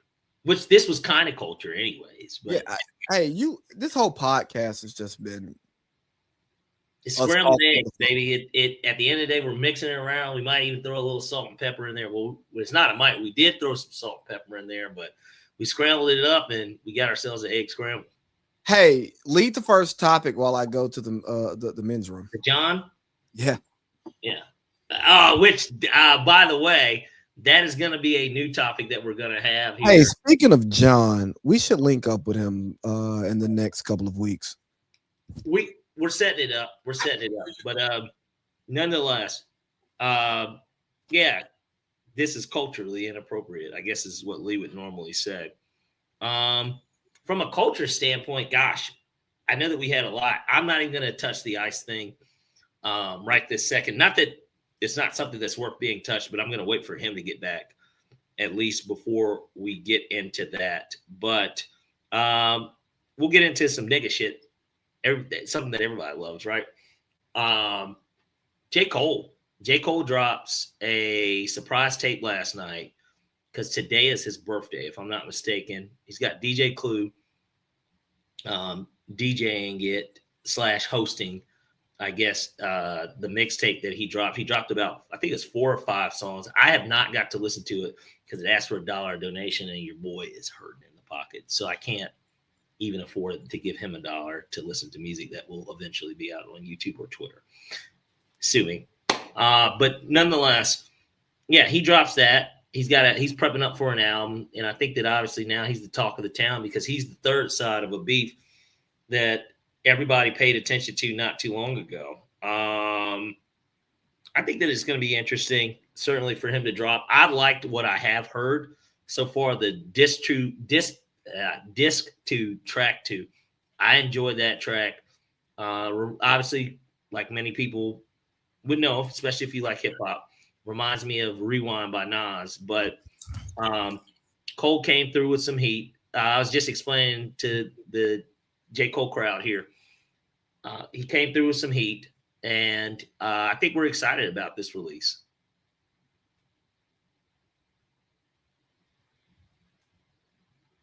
Are you? Yeah, I am, and I'm not a big Cole fan at all.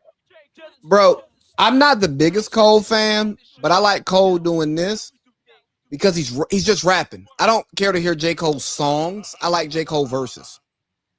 In the Ferrari, a lamb truck switching wide lanes, top down, screaming I out can agree with that, but I mean, there's a lot of Cole songs I like. I'm just saying, like, earlier in all his in all, career, I think he's fallen, which it's called the fall, in a weird way. His last 3 projects, it's not that he didn't have good music or good verses. There was nothing that stood out to me on any of the music that he's dropped recently. I loved it when he did Ruby Red Rosary with A$AP Rocky, where he was a featured artist. Loved his verse on there. He did some shit with not Guru. He did it with it's an old it was a posthumous Guru verse, Gangstar. He did it with Gangstar. Look here, man. Here's what J. Cole did with this drop. He just said, hey, I've heard y'all. I get what y'all are saying. But here's the problem with you all. Y'all live in Steve's world too much. You're talking about all of the stuff that doesn't matter. Oh, you can't be my number whatever because you bailed out of the beef. How are you this type of MC? Have you listened to the guy rap? No, I'm not saying listen to the songs. Do you listen to him when he is rapping? When his voice is over a beat? And he's just saying, hey, fuck the bullshit, the media, the talking. You know, he took some shots at Fat Joe. Sounds like he took some shots at Drake. I haven't listened to anybody talk about it. I just listened to the music multiple times because I wanted to hear the stuff that I heard based off of my listens. And I'm like, oh yeah, J. Cole pissed off because this nigga said, hey, these are my kind of friends and they about to take this to a place that I'm not trying to go to. So I'm going to bow out of this because this ain't about, because what they did wasn't about lyrics. And J. Cole is like, hey, bro, I'm about lyrics. About him anyways. It wasn't a triple threat match. This was always something really that was brewing between them. No, but when Kendrick said, fuck your big three, nigga, it's just big me, nigga. But that's because Drake bought it to a big three. But I'm saying that the beef was always between them anyway. It was more than anyways. It wasn't a triple threat match. Wait, hey, dog, you remember that night we went out with Angelo and you almost got into that fight and I didn't know much about it, but I was like, hey, we'll put this nigga to sleep. Where was this? Underground, when we watched the Colorado State game outside. Oh, yes, yeah. So, because it's like a homeless nigga, low key. Yeah, right. Now, mind you, had that nigga said something to me too, just because I'm with you. Because I wasn't angry, because he didn't say shit to me. I'm trying to calm you down so we can just get the hell up out of here. We're too close to the house, and nigga, we can just leave. You know what I mean? Now imagine if he could do was bring me down anyways. There was nothing. I couldn't do anything to him that would hurt him. He could only hurt me. Right. And so y'all's issue wasn't about anything. Now, I was down to ride because you my mans. But, you know, we got up out of there because it's like, hey, bro, this ain't shit. J. Cole is like, oh, I want a rap battle. Oh, y'all niggas ain't rap battling. Y'all are doing more. You guys are wrestling. I'm a rapper. I only want to say I'm better than rapping than y'all. So if we gonna diss that way, cool. Y'all gonna do this other shit, I'm out. And then he heard people talking. He like, let me remind y'all, bro, I rap. I'm a rapper. I'm not a podcaster. I'm not a content creator. You know what I mean? Like, I am a rapper. He put it on wax. Exactly. That's why my Instagram bio it says broadcaster. Don't say content creator because I'm not a content creator. Yeah. I broadcast. But same shit, dog. And yeah, I compare myself to J. Cole because I feel like I'm better than all you niggas. But bro, it was just good rap. And I love that he threw shots at Fat Joe. Sorry. It's not FET Joe or FEDT Joe. Nah, it's Fed. Fed. I don't want it to be confused. Yeah, the T's not silent here, huh? I don't want to hear a nigga on a big podcast. Hey, I think Joe and Jada are on the volume. I think Colin signed them. They are. Steve could never. You think if Steve did try to do it, it doesn't seem like Steve's late to the party just a little bit. Well, that's what a lot of people in the media have like said about him without saying it about him. You know, like Nick Wright was kind of the face of. I'm not gonna say he was the face of ESPN, but like he was the face of daytime ESPN. Yes, but I mean, Steve and Skip were. What it is, it was like a power stroke. It's like they're sharing limelight and like. No, here's what it was. Colin was the best thing the ESPN had smoking, him and Bill Simmons. Yeah.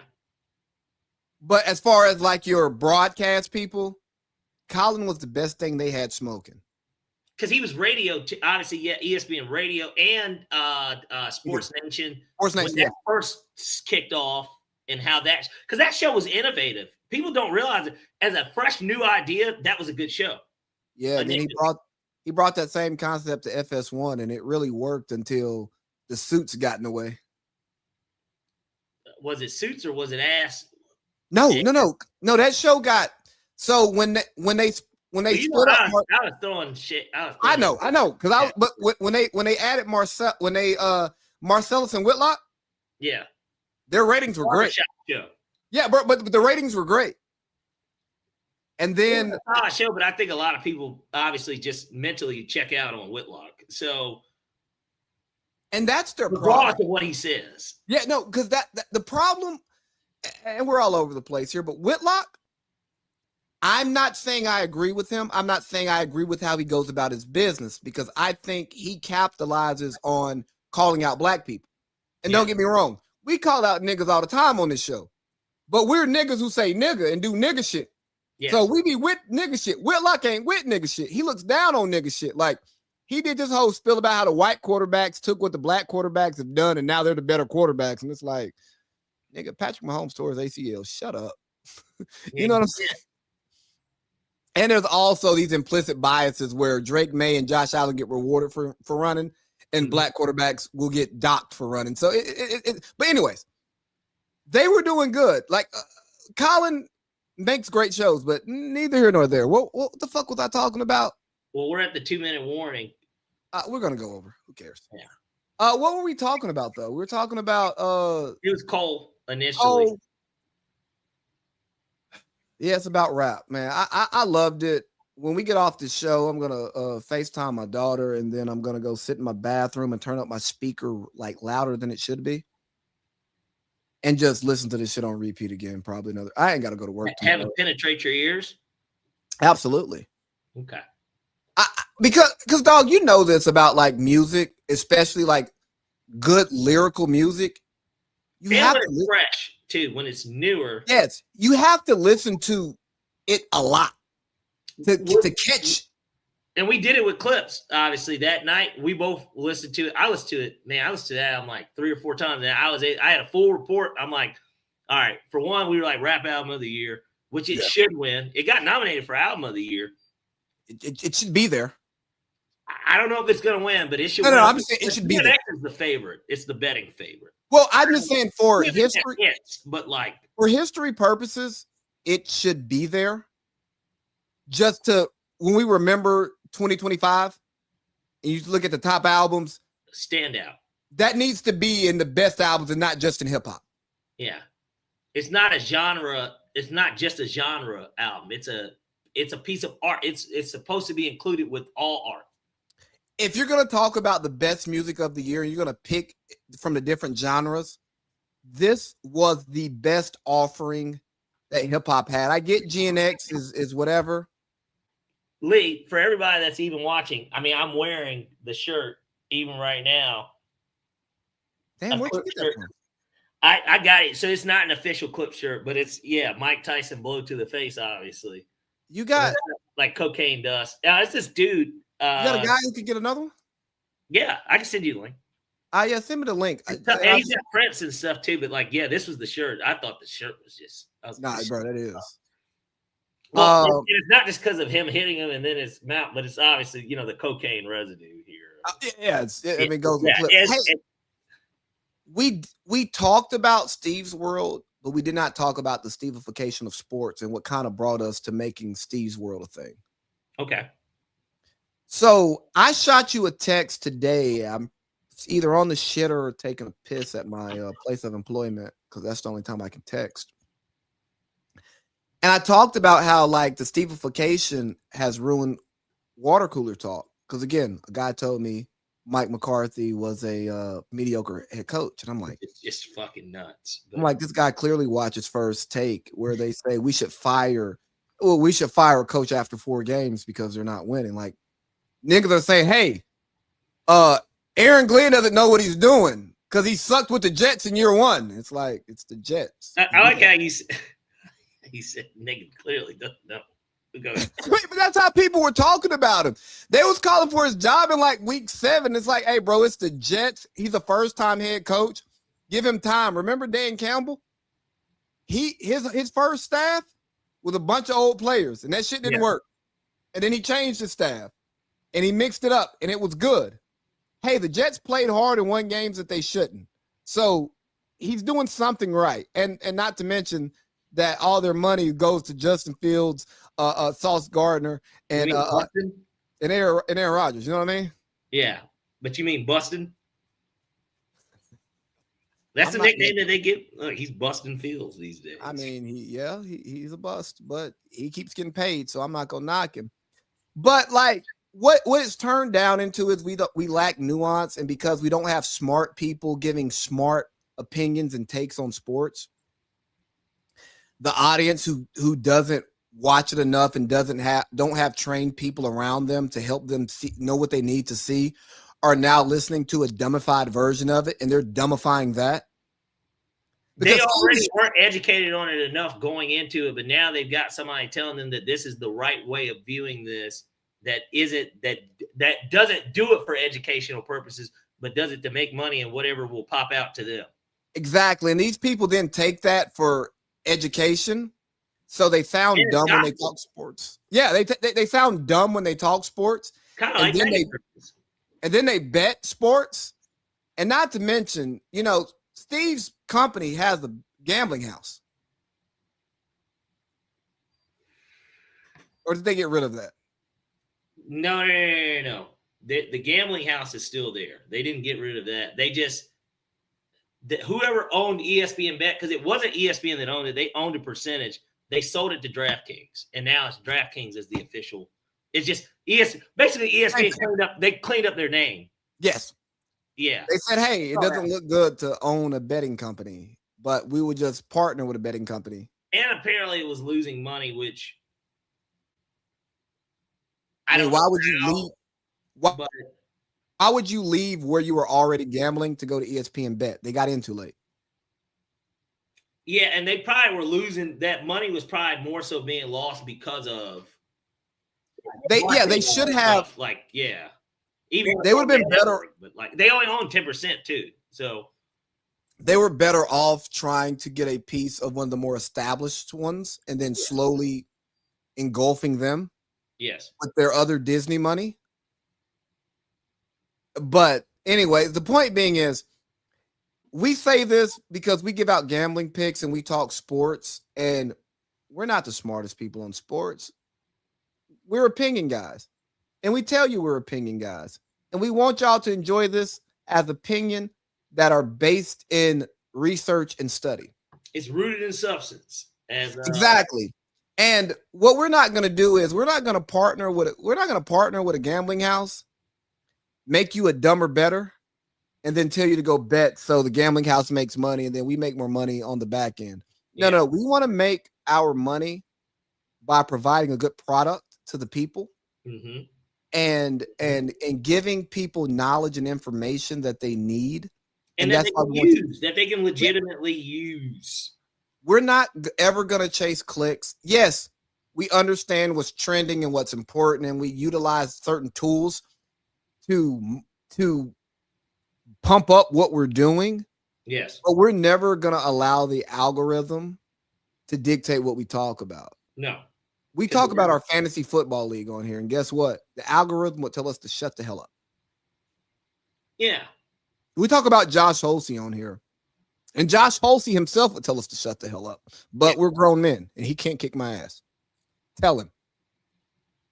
We're gonna chop this up eventually. You know, me and Josh have almost, and I don't even know it from Josh's, and I'm only speaking from my end, have almost fought multiple times for having the conversation about, nigga, you can't whoop my ass. He's like, I can't. Or he'll be like, yeah, no, I don't think any of my friends can whoop my ass. I'm like, well, nobody would admit that one way or another, because I guess it would kind of depend on what the fight is, right? But yes. But what it boils down to, if you have the conversation for too long, your male ego gets involved in it. Yes. Now it's like, hey, this nigga is sitting in front of me telling me he can whoop my ass. Nigga, you got to show me. And it never really should come to that, obviously, right? But except for that night Dale called me a bitch. I was gonna whoop one of Dale's friends' ass that night. We were all together because he had said something, and I know that he didn't know that my mom had passed away, but it was like, you remember without a pocket for mom. Yeah, right. Even if she were alive, it's just like, it's almost like having I don't even remember what he said, but it's almost like having like a yo mama joke. Anyways, it's just like, how old are we? Bro, and that's a funny thing to talk about that's not on the docket, and we're in after hours anyways. Yeah. Is that cultural boundaries are important. And it's also important to understand other cultural boundaries, because I think a lot of our racial issues in America exist because people don't understand cultural boundaries and lines. Yes. Like when Dale called me a bitch, he thought that was acceptable. Yeah, because he's so used to just being able to let that fly. And I only say that because of how the night I didn't whoop Dale's ass. I did punch him in his mouth. But like, you're a bitch. Even that's how he sound too. Like, were you there that night? It was in San Diego.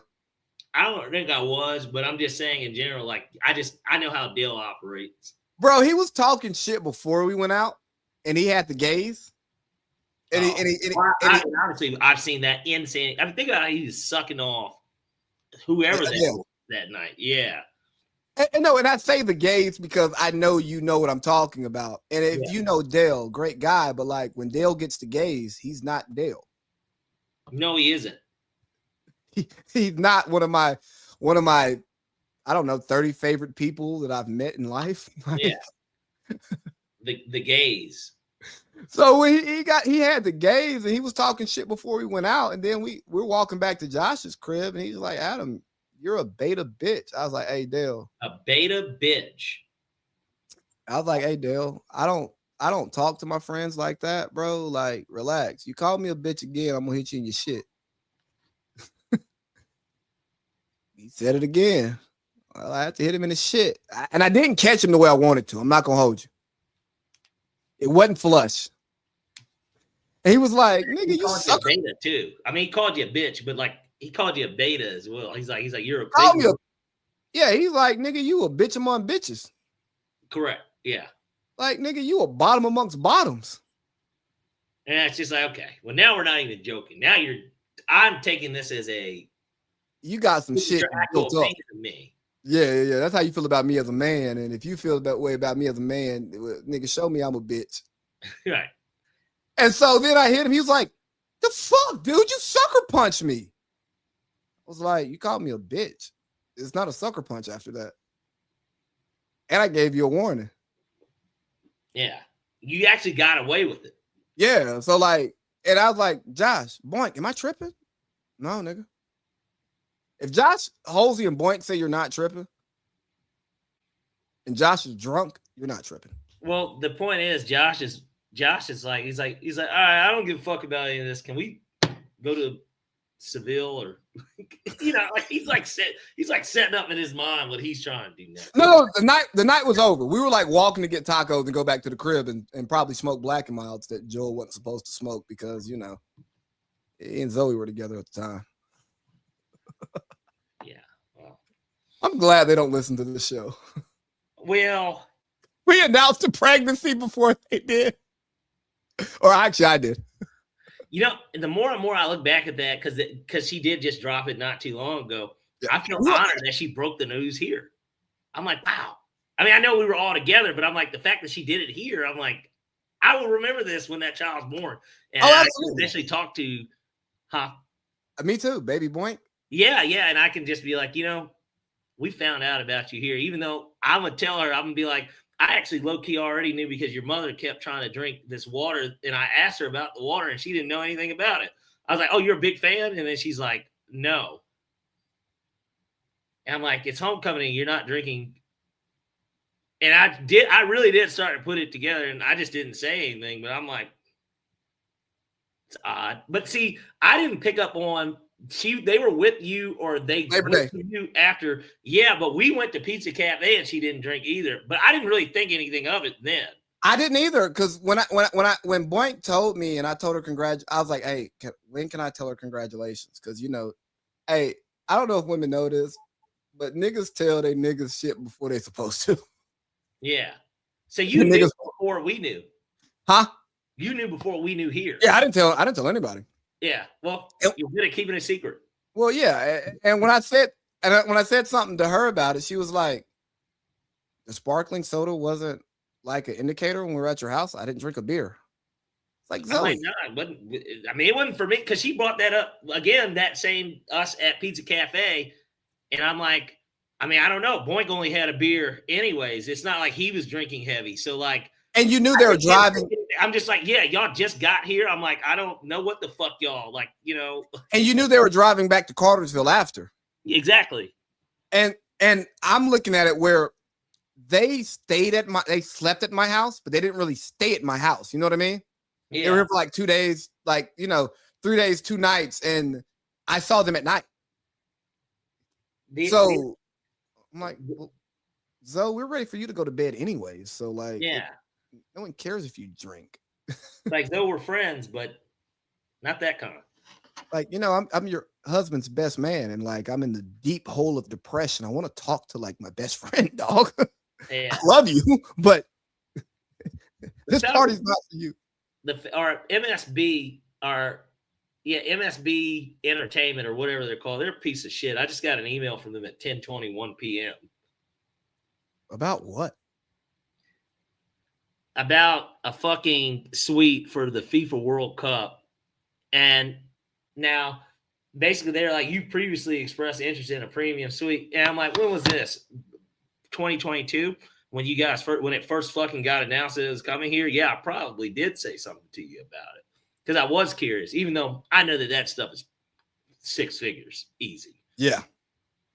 So it's kind of a joke. I just want to know. You know what I mean? I want to know. But hey, it's like I know you guys aren't having trouble selling this, are you? They just value your money about this right now because you spent so much money with them that they just want some more of it. These scheduled fucking emails, Lee. I don't know. They called me today about my season tickets. Really? Yeah, I gotta call them back. You got a year though, huh? You have a year. Yeah, I think I may be able to shake PFL money. You have a year. So either way, but I'm saying, because what was that, October? Yeah. You have until October one way or another. Real quick, decision by then. I'm gonna make it soon. Hey, before we get out of here, we talked about Nicki Minaj and all of that stuff in pre-production. Yeah, did you saw the video, right? I didn't watch it because I was at work and I just was busy running to get the show started at a decent hour, and we didn't. But that's not. Well, we pre-production. Yeah, we actually did pre-production and didn't just roll into it. But she received a Trump gold card paving her pathway to U.S. citizenship. So when people ask, why Nikki's doing all of this Trump glazing, there's your answer. Oh, Abella Danger's. She could also vacate her husband's. Because think about it, he's a sex offender.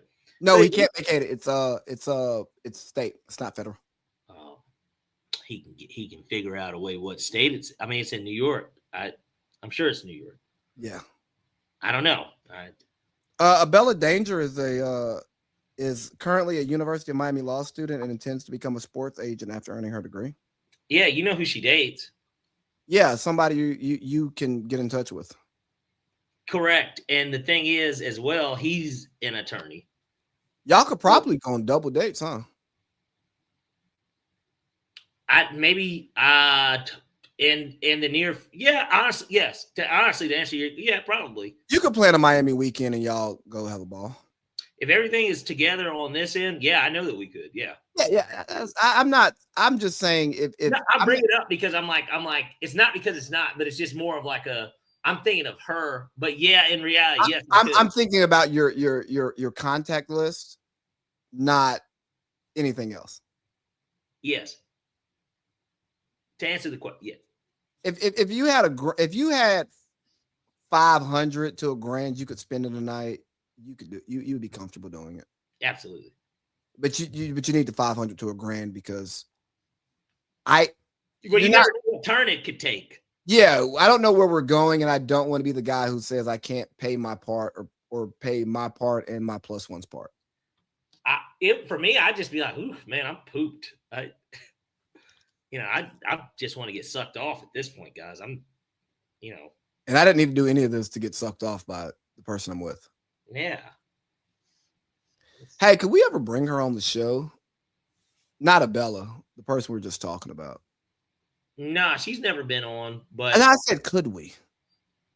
Yeah, I don't know if it has value. It's just a conversation that we probably shouldn't have as we've gone over. I think it could work. Yeah. Hey, look, man, I actually got to go because my kid may still be awake. I did talk to her earlier today for people who are like, oh, my God, you podcast and then talk to your kid. Yeah, I talked to my kid today, but, good night. Well, they don't understand there's time difference and all that stuff. Yeah, I know, but we got to paint ourselves as like these respectable, like great people. Yes. So maybe we're not just penises with a mic and a computer. No, we're not DJ Academics or that Myron guy. We're not red pillars. Oh, man, that guy. See, he's someone I have just none of his takes. I just don't respect him at all. Well, they're paid. But I'm saying, Nick, for instance, I do not listen to Nick Fuentes has actually said things and seriously that have made sense. I don't agree with 99% of what he says. The other guy, Myron Gaines or whatever the fuck his name is, everything about that nigga is just corny to me. Well, he's one of those Africans painting himself as an American black man, and but not even. He kind of thinks he's white, but but Tate has said things that absolutely make sense. Yeah, Tate these guys are 100% wrong, but Myron Gaines, he's 100%. Tate says things that you're not supposed to say out loud. He's a much more radical, non-personal version of what's my nigga that died here? Now, he was a dating person more. Oh, Kevin Samuels. And I think that his message is appreciated so much more today to where everybody can appreciate his brutal honesty. Yes, and yes, Tate is in that same sphere. They're in the same, you know what? They're in the same conference. But I wouldn't put them in the same division. I wouldn't call them rivals. Yeah, it's not Alabama, Auburn. It's more Mississippi State, Georgia. Yes. We know who you are. We've seen your work. We don't look for it every day. And then from the outside looking in, when another team plays you, they don't look at you as equals, even though you're in the same. Yeah. They don't overlook you because of that, because of what you're a part of. And you know what really sucks? We have to put out all of these qualifiers when we talk about real our feelings and responses to real things. That shit sucks. I shouldn't have to say, "Hey, I don't stand with this person." If I say, "Hey, they make some good points." If I say they make some good points, that should tell the audience that I don't agree with most of what they say. I just agree with some of it. But you know, That's why we need culturally inappropriate with AC Low. hey man, words have meaning. You got anything else before we get out of here? No, I think that's it. We pretty much covered everything. Next week, obviously, we'll get into the Super Bowl a little bit more, but yeah, it's finally here. And I guess we'll probably go back. We need to go back and look at our predictions and see where we messed up, where Colin was right, and fuck it. Hey, did we write those down, or we got to like go back through the transcript? I didn't write it for sure. You normally are the one that writes, but if it's not written, I don't mind going back and listening. No, here's what I'll do is I'll just take the link to that show and run it through Chat GPT and ask it to like break out the predictions. Hey, and we talked about Chat AI earlier and how, what it can't do, but this is what it can do. Yeah, no, this is the stuff that's okay. Like I wouldn't hire a person to do this. I would have to do it myself, and that would take entirely too much. Legal mumbo jumbo and stuff like that. Hey, but anyways, hey, dog, it was good. It was great. We were unfiltered today. It was fun. We were all over the place, but I think that's what the people like about us, our true fans, and that's who we do this for, not the fringe fans, because we're not Steve. Absolutely. Yo, Steve would never sit down with us because we don't have enough followers and enough clout, and also I don't think. They say I'd be bringing you guys something. What do you do for me, Steve? You just question me. You try to grill me on things that are absolutely true, but why would I do that with you? Steve, I would have a conversation with you off mic, off camera, and sign an NDA. It's more of I just don't respect what you do day to day, and you're not an athlete. You're supposed to be an intellectual, and you don't carry yourself that way. But well, how do you know that I'm not an athlete? Because of what that fat piece of shit said about me.